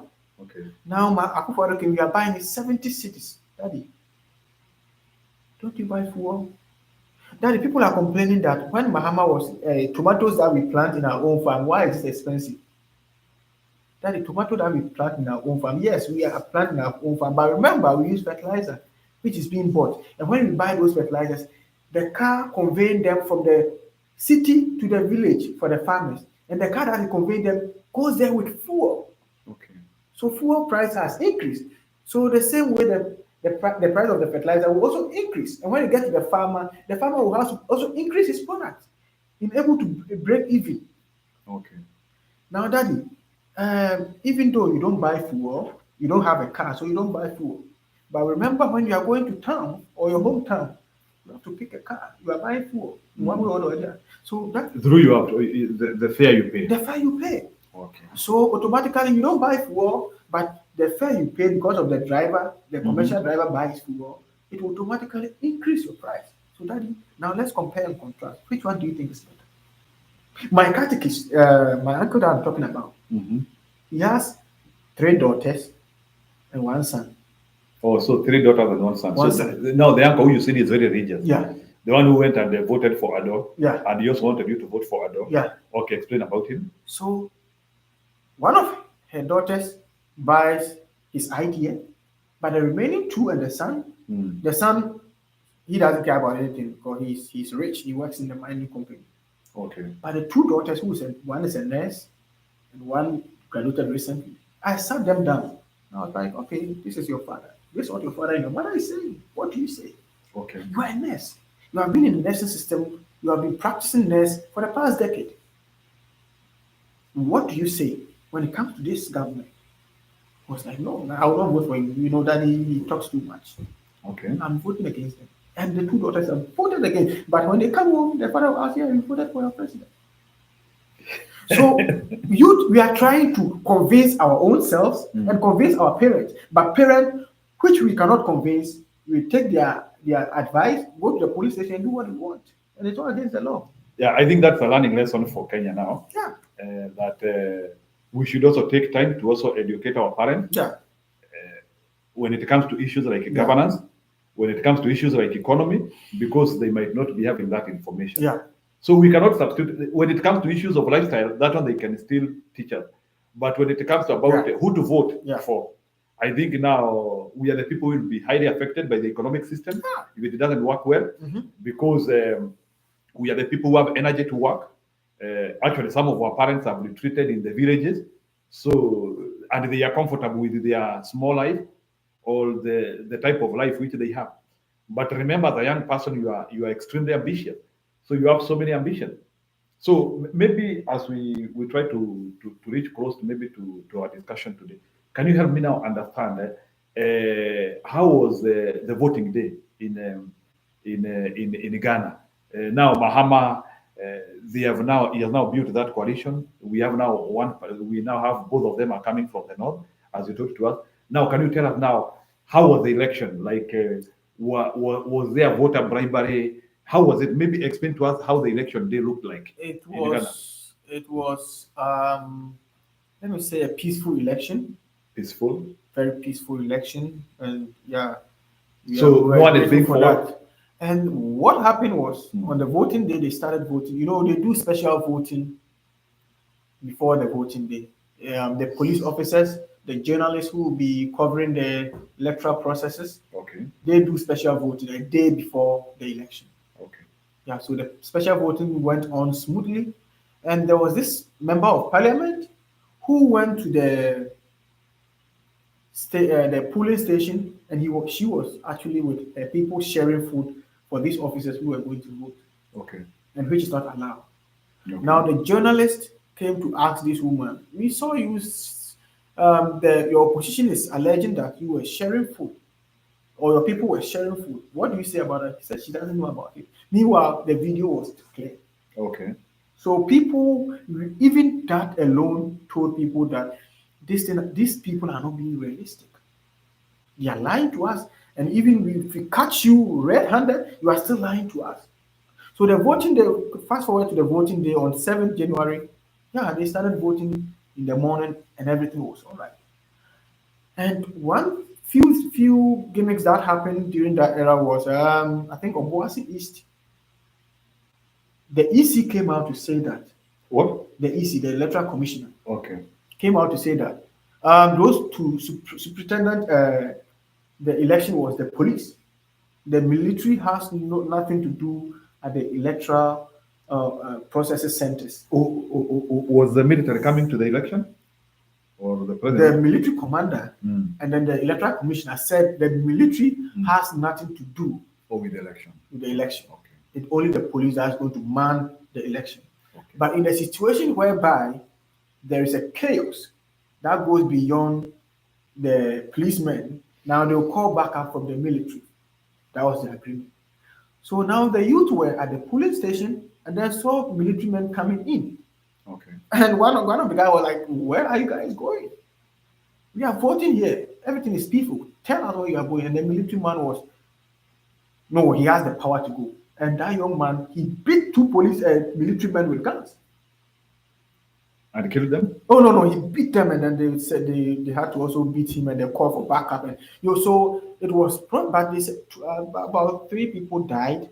Out of the election, there was some shooting and all that. Small kills. So 3 people died. 3 people died. That's what I heard as far as the election is concerned. So everything went on smoothly. We have 16 regions. So there was not like these allegations which people say that we were blocked from going to the police station. The allegation of ballot stuffing. This election, that's a good question.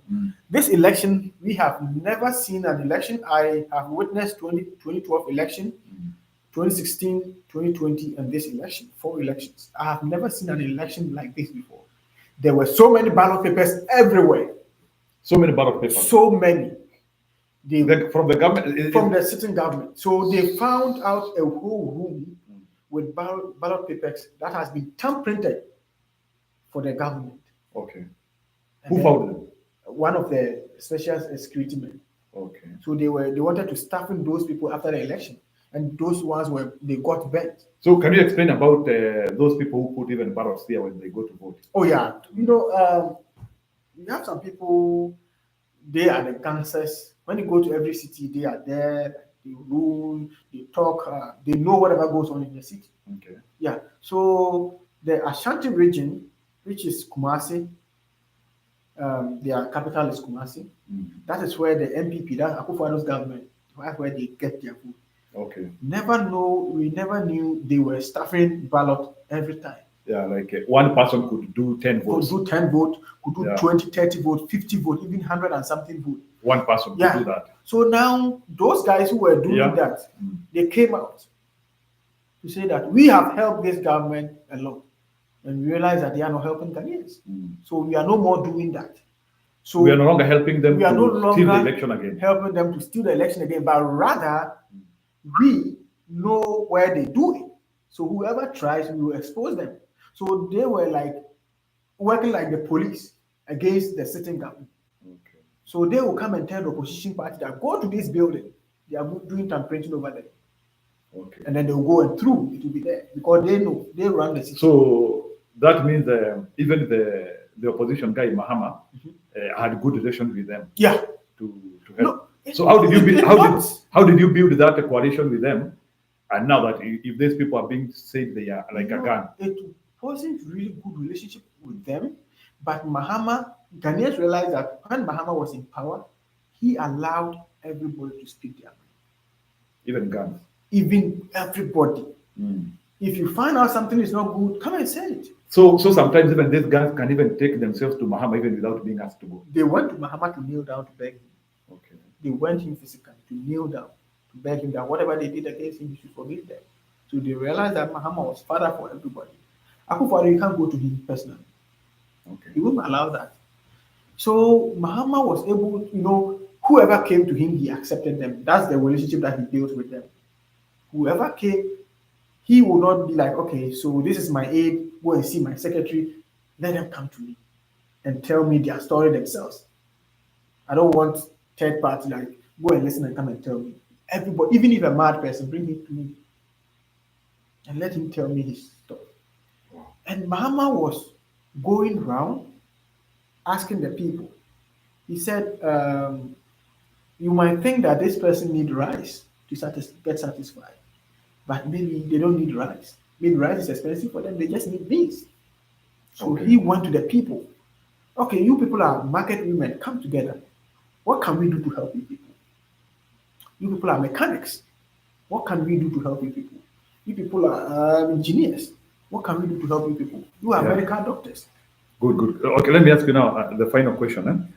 Can you explain to me that the government had decided from the previous discussion which we talked, the government had decided not to announce the real winner. You remember that? Yeah. So can you tell me how was the real winner of the election? Maybe after the government discovered that the election has gone. Can you tell us now how the announcement was done and the tension during the announcement of the winner? Okay, so we have a group of people, institution that is called Global Info Analytics. Okay. They are research institutes in Ghana, and they always take samples before the election. We call them opinion polls. Opinion polls. But the Global Info Analytics do their opinion polls. They start at the beginning of the year, all the way to when the election happens. Okay. And all the samples, the opinion polls that were made, everything was clear that Mahama was going to win. Okay. However, there were other opinions too that was saying that Bawumia was going to win. Okay. So those are called paid for opinion polls. Also. Exactly. You can also pay for them. Yeah, you can also pay for them to also conduct it. So this thing happened on 7 December after the election. Recollation started, counting of ballot papers and all that. And this time around, the technological world, once you count the ballot, everybody will take a picture of it. So if you go in the polling station, Yeah, so the polling station. Just you count and you take the picture of the pink sheet. and then you post somewhere. Post.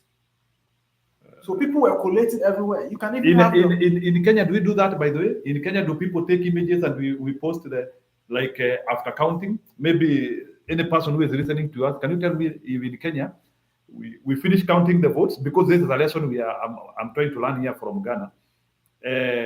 Once the vote has been counted in the polling station, are we allowed to do an image?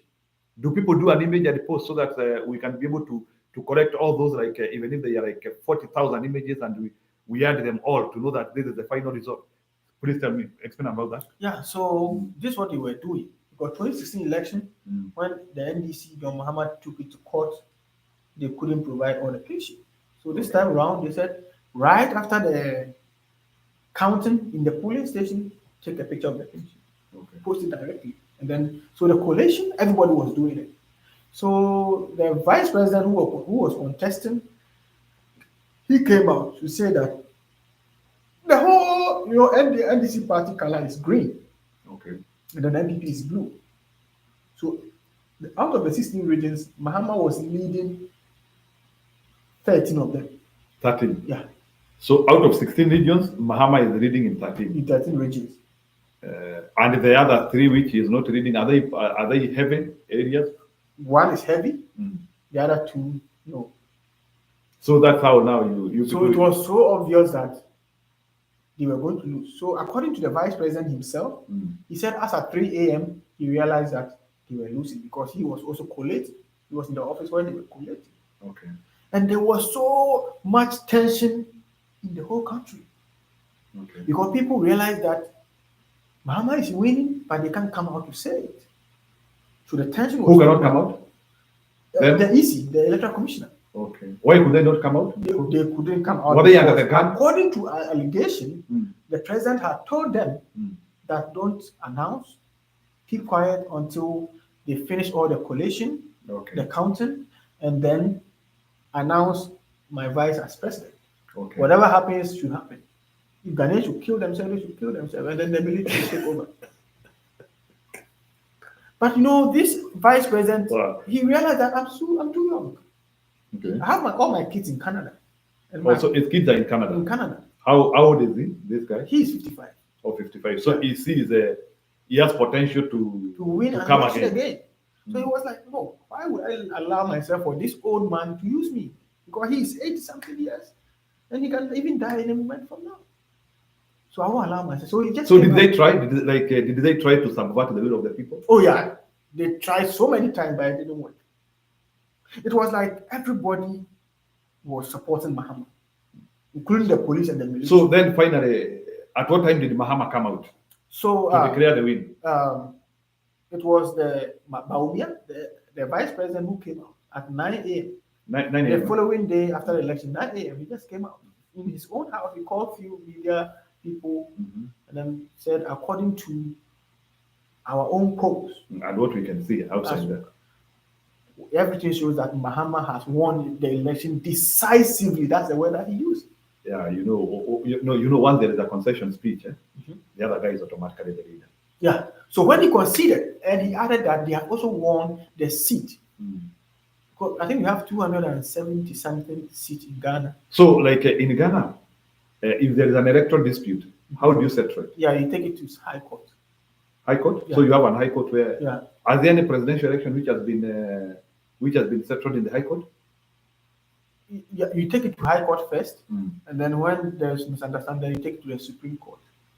And one thing that I have learned is that the Supreme Court, the police service, the armed forces, the education, the health, those ministries should allow those own people to select their leader. Okay. And do they allow? They don't allow. They are appointed by government. So if you appoint a Supreme Court judge from the government, how can that judge be against the government? So this, and there was a man in Ghana called Afarijan. He has been the electoral commissioner since independence. Is he not aging? He is old right now, and he was sacked in. Maybe he started in his 20s. He started very early. And do you know that man? He's like our Tory. Yeah? In Kenya, even we have an Tory who started the work even as. He drives himself to work. That guy? He drives himself to work. Maybe When he was electoral commissioner. Maybe it's 8 years, right? No, right now he's old. He even came out to speak recently. When he was electoral commissioner, he drives himself to work. He walks to buy food. Okay. But this current electoral commissioner, he has 6 military men guiding him, 4 policemen. Why? Okay. Do you understand? Meaning that maybe he has aged now. So that man is aged now, but now Akufo-Addo appointees are so called. Because this electoral, to finish your question, this electoral commissioner, after the 2016 election, there was a misunderstanding that he had to do recollection of pinship. Okay. And the electoral commissioner was like, there's a constitution that states that if once somebody is being announced as a winner by the returning officer, there is no way you can do recollection. Okay. So if you don't understand or if you have any dispute, take it to the High Court. And the NDC did that. Fast forward, just 4 years ago, now they have announced 9 members of parliament as NDC members. Okay. And now the EC said they should go and do recollection again. And I think NDC are like, Mahamud, how? There's a constitution that doesn't say that. So if they don't understand, take it to High Court. And let the court judge. They didn't. And they announced them. Now the Supreme Court has called them to hold on with whatever they are doing. That was just 3 days ago, Thursday. And when the EC did that, according to those alleged stories, they were like, it is Nanado, Adodan Akufo-Addo, who told the EC to do that. So when he does that, the NDC people will rush to the collation center, cause chaos, and then the military man will shoot some of them. So when they are able to shoot about 30 to 50 people, kill them, there's no way they will hand over in 7 January. So they will declare state of emergency so that he will still be the president. And then after he leaves, the military will take over. So their problem is handing over to Mahama. It's a disgrace. So up to now, do you think that there is that tension of handing over? It is still not certain. Yeah, it is still not certain. So like Addo still feels like he doesn't want to hand over. He doesn't. He said it clearly on a national television that I can never hand over power to Mahama. Anyway, let's wait for January 7. We see if that guy will hand over. Anyway, thank you very much, ALALE. I have really appreciated your interview. Maybe you can say your closing statement so that now we leave the interview. Hello Kenyans. I know Kenyans are very good people, and I think Kenyans are in-laws because Wodemaya, I don't know if you know him. Yeah, Wodemaya. Wodemaya married. Okay, can you hear this guy? You know Wodemaya? I think he is a very serious YouTuber. Yeah, YouTuber. He travels around. Yeah, he comes from the western part of Ghana.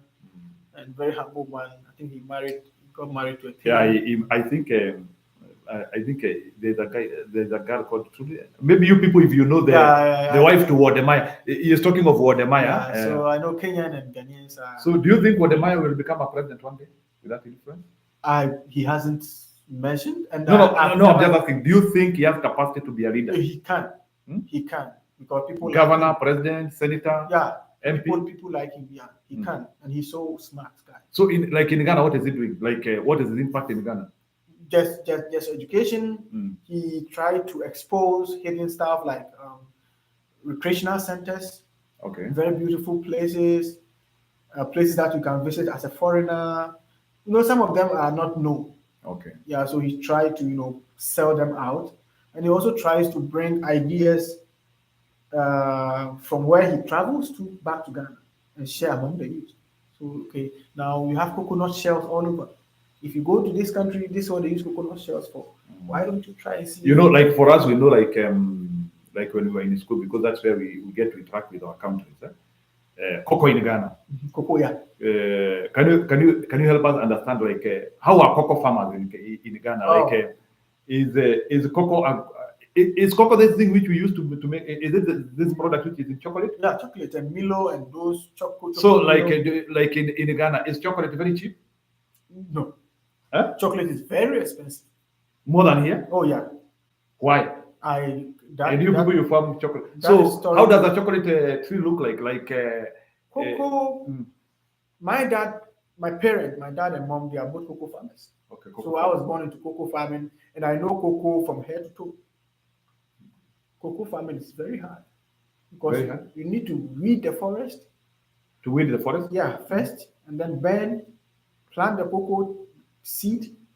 And I think if you have a good land, a fertile land, it will take you about 4 to 5 years before you start cultivating cocoa. Okay. But mostly it takes about 6 to 7 years. Okay. Before you can cultivate cocoa, and that's just the beginning. So when you plug the cocoa seed on the floor, you have to pick them all together, put them together, crack them, remove the seed.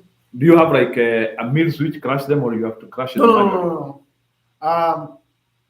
When you have a big cocoa farm, maybe your own children or family members come together and then just plug the seed down when they ripe. Oh, so you pluck them like the way we pluck out coffee? Yeah, coffee tree is short. Cocoa tree, they grow. So we have a sickle, a very long sickle that you kind of plug them from up. Okay. And then the cocoa seed, they start from the stem. From the stem. All the way to the leaves. Okay. So when you plug them down, the women will come together and gather them. So when they gather them, you have to tell the people around you. It's kind of communal labor. Okay. So you help each other. So now I have gathered my cocoa seed, fruits. So come and help me crack them maybe in the next 2 days. So all the village people come together.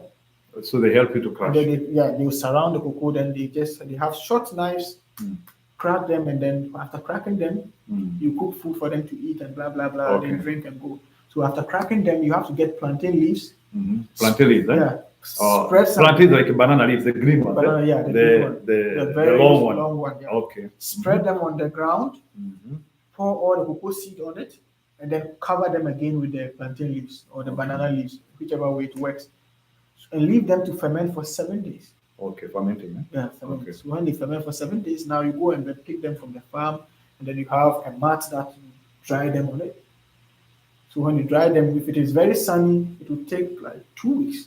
Okay. To really dry, and then you go and sell them. That's it. Oh, are they expensive? Like very expensive. What is the price? Like how do you sell it? Like right 1 kilo? Now, yeah, they sell it in kilos. 1 kilo is like, give us in terms of dollars. 1 kilo. 1 bag is, I think, 1 bag of 50 kg, 50 kg. Yeah. So 50 kg, and then it is. Let me get this one to get accurate. 50 kg is 3,000 cedis. Or 3,000 cedis. Yeah, times 50 kg is 3,000 cedis, right? So you can say 3,000 divided by 17. Yeah, 3,000 divided by 17. So 1 bag is like $176, which is. So that's like in Kenya, that one's around 20,000 Kenyan shillings. So you're saying a bag like that one sugar, like 50 kgs of sugar, you're talking of around 20,000. Yeah. So how are the farmers? Like are farmers wealthy? They are very poor. Very poor. Yeah, why is cocoa not helping them? Because. Why are they okay? If they are very poor, why can they abandon? Why can they quit farming cocoa? You can't quit because that's what you have spent years to grow the cocoa farm. You know, cocoa is a long-term cultivation. Okay. So when you plant the cocoa, that is what you do for the rest of your life. So it's a seasonal fruit or seasonal seed or whatever. So people will still farm it even if they are not benefiting. Yeah. So that's what you have to do. Does the government like tell farmers in Ghana that we have plans to make sure? They don't have plans. So, during elections, does cocoa issue not come up? Oh, that's what they do. They will just buy cutlasses, buy wallet. You know, 99% of these cocoa farmers are illiterate. Okay, so they just buy cocoa cutlass, machetes, and warranty wood and give it to them, and they are cocoa. You know, like even in Kenya, the issue of coffee and tea, because that is our main product, it's also a very political issue. Yeah. Every time they always say that once we get power, we will make sure that your coffee and your tea will be good. Yeah, will be good. And then they are making profit out of the cocoa. So other than cocoa, what else you do? For cocoa, we have the grains like millet. Also, you do millet. But millet is always they grow it in the northern part of Ghana. That is in the south, where I come from. Yeah. So in the south and west. So why? In the south we have between south and the north, where is it a bit rainy? Or whether is the weather uniform? South. Or it is a bit south, rainy. Yeah, because the south is tropical rainforest. Okay. And then the north is plain. It's a bit desert. Okay, desert. Yeah. So apart from cocoa, the other cash crops are we have timber, Timber. large timber stock. Then the gold. For gold, we have Gold. Oh yeah, gold. Because I think Ghana used to be called Gold Coast. Gold Coast, yeah. We have gold from north to south, east to west. So who mines that gold? Like, government. do you mine gold? No. Why? Because my parents are not miners, and they don't have protocol in the mining sector. So we always hear that gold is very expensive. Like, it's one of the most expensive product in the world. Yeah. So can you help us? Like, for me to become a gold miner in Ghana, what do I need to do? You have to take concession from the government. So those concessions are given to. Is it in the farms or it is in the river? Like we have alluvial gold, which is at the riverside, and then we have the gold, which is in the forest. We are in the rocks. In the rocks, Yeah. So the rocks. Are there some people who have gold in their farms? Yeah. Oh yeah. So if it is in your farm, what do you do? Can I not extract it because it is in my farm? You can extract it, but some people do it illegally. But if the government sees it, they'll come and take your land, and then maybe compensate you. You'll say the mineral is for the government. So, there was this school recently, that was 2023. The next morning that they went to school, there were gold particles all over the school, around the school. Okay. And then some of the teachers picked some back, they ran away. When the government heard where do you sell? They have gold bars. Also all over the country. Yeah. So what is the price of gold? It's now very high, but I can't tell right now. Or it kind of just oscillates every time, kind of fluctuates. So, what about food? Do you have drought in Ghana? Like, are you food sufficient? Yeah, for food, yeah. But it's recently that we had to import tomatoes and all that from. You had to import tomatoes? Yeah. What about which is your staple? Like, which food do you eat mostly? Like, which is the staple food? Like in Kenya, our staple food is maize. Yeah, Ghana too. Maize is your staple food? Yeah, maize and do you farm enough or you have to get from other places? For maize, we farm enough. In the northern part. So you don't import? We don't import. Oh, wow. We import other things like tomatoes from Burkina Faso. And yeah, for maize and then plantain and all those stuff. No, so what do you import from West? From West? Those canned stuff. Canned stuff, eh? Yeah, canned corned beef, sardine, and those tin tomatoes, and then how do you call it there? Foods. We call it cocoa foods, like those chicken. Okay. Chicken, already prepared chicken in boxes. Okay, let me ask you briefly about, as we finish, about employment. How is unemployment situation in Ghana? Well, Ghana is all about who you know. It's not about your education. Who you know? Yeah. Or who knows you. So it's just like Kenya. Yeah. So who knows you? Because if you don't know anybody and then so when you talk about who knows you, are you talking? Is it a burden to tribalism or even to other things like? It's about affiliation to religion, affiliation to mainly politics. If you don't have any member in politics, forget. You apply for the job. So how will Mahama fight that like unemployment? Based on, like now, many people have supported Mahama. Do you think Mahama can break that cycle of who you know? Mahama cannot break it. So now because jobs have to be still because he's not in all the sectors. So he will just put people there, and those people will put their people there. And that is the main reason Ghana is suffering. Yeah. And Ghana will continue to suffer. Do you have industries? We have few industries, yeah. So, like, which industry can you mention? We have aluminium industries where they manufacture aluminium, steel. We have sugar factory, and then Akufo-Addo and his government sold it to Chinese. How many sugar factories do you have? We had one. Oh, one. It was built by Kwame Nkrumah. Oh, sugar. Most of these factories, we have oil refinery. So do you mine oil or you buy oil from elsewhere? We mine oil. Also. We mine oil and we sell oil and buy oil. Wow. Anyway, I was trying to understand Ghana. Yeah. Anyway, thank you for that. Maybe I think the interaction was good. I appreciate. Yeah, thank you. We will meet again. So, brothers and sisters, that was Stephen ALALE. if you have not known anything about Ghana, I don't think you'll be able to know. Yeah, I think thank you so much, and thank you so much for having me. I'm very glad, and I look forward to sharing more with you. Thank and you. Also learn from Kenya. Yeah, sure. So, guys, I think ALALE, we will talk later. All right, sir. Yeah, guys, I think you people, you have enjoyed that interview. I hope it did not bore you. I saw majority of you people left, so I don't know if you thought Ghana issues are not very much related to us, but I felt there was a need of talking about those issues because Ghana has actually undergone a transition like the one which we are seeking to have in Kenya. So yeah, so I don't know. So tufunge kituo ama mnataka namna gani? I can see, sijui kama watu wameenda Christmas au kama watu wameenda kufunga mwaka. I don't know where you people you are. So leo najua Kenya kumekuwa na maneno mingi especially kama hii ya Gachagua. So nitafunga kituo na kama so wacha nisalimie wale wamekuwa siku ya leo. Kuna Mavuti, young people of Kenya must be aligned on tribal politics, the Ghana election, high zero. Yeah, so at least I wanted him to come and share with us. I hope you people you have enjoyed. So tafadhali yule ambaye alikuwa kwa kipindi, please let me know what you heard. Kama kuna kitu mumesikia, wacha nisikie kutoka kwenyu. Annabel Van Zandt ananisalimia. You people, have you enjoyed the session? Yeah.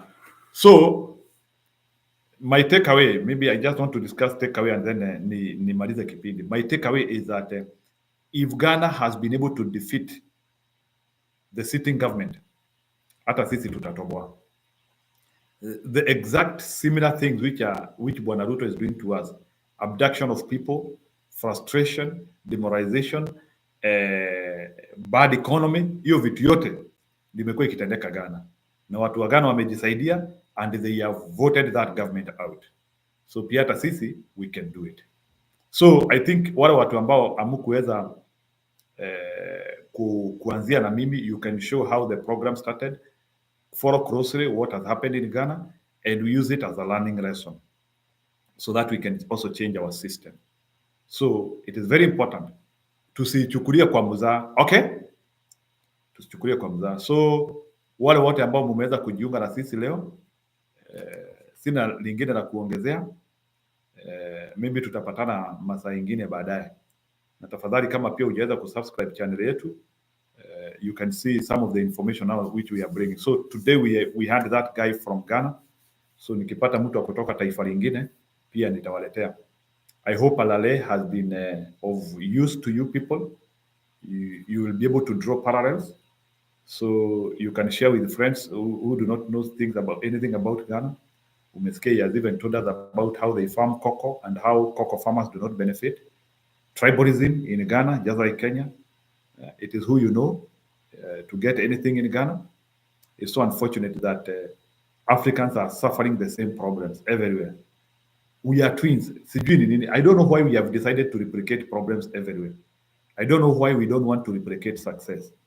So Ghanaians are suffering, Kenyans are suffering too. It doesn't have to be that way. Things can be a little bit different. Yeah.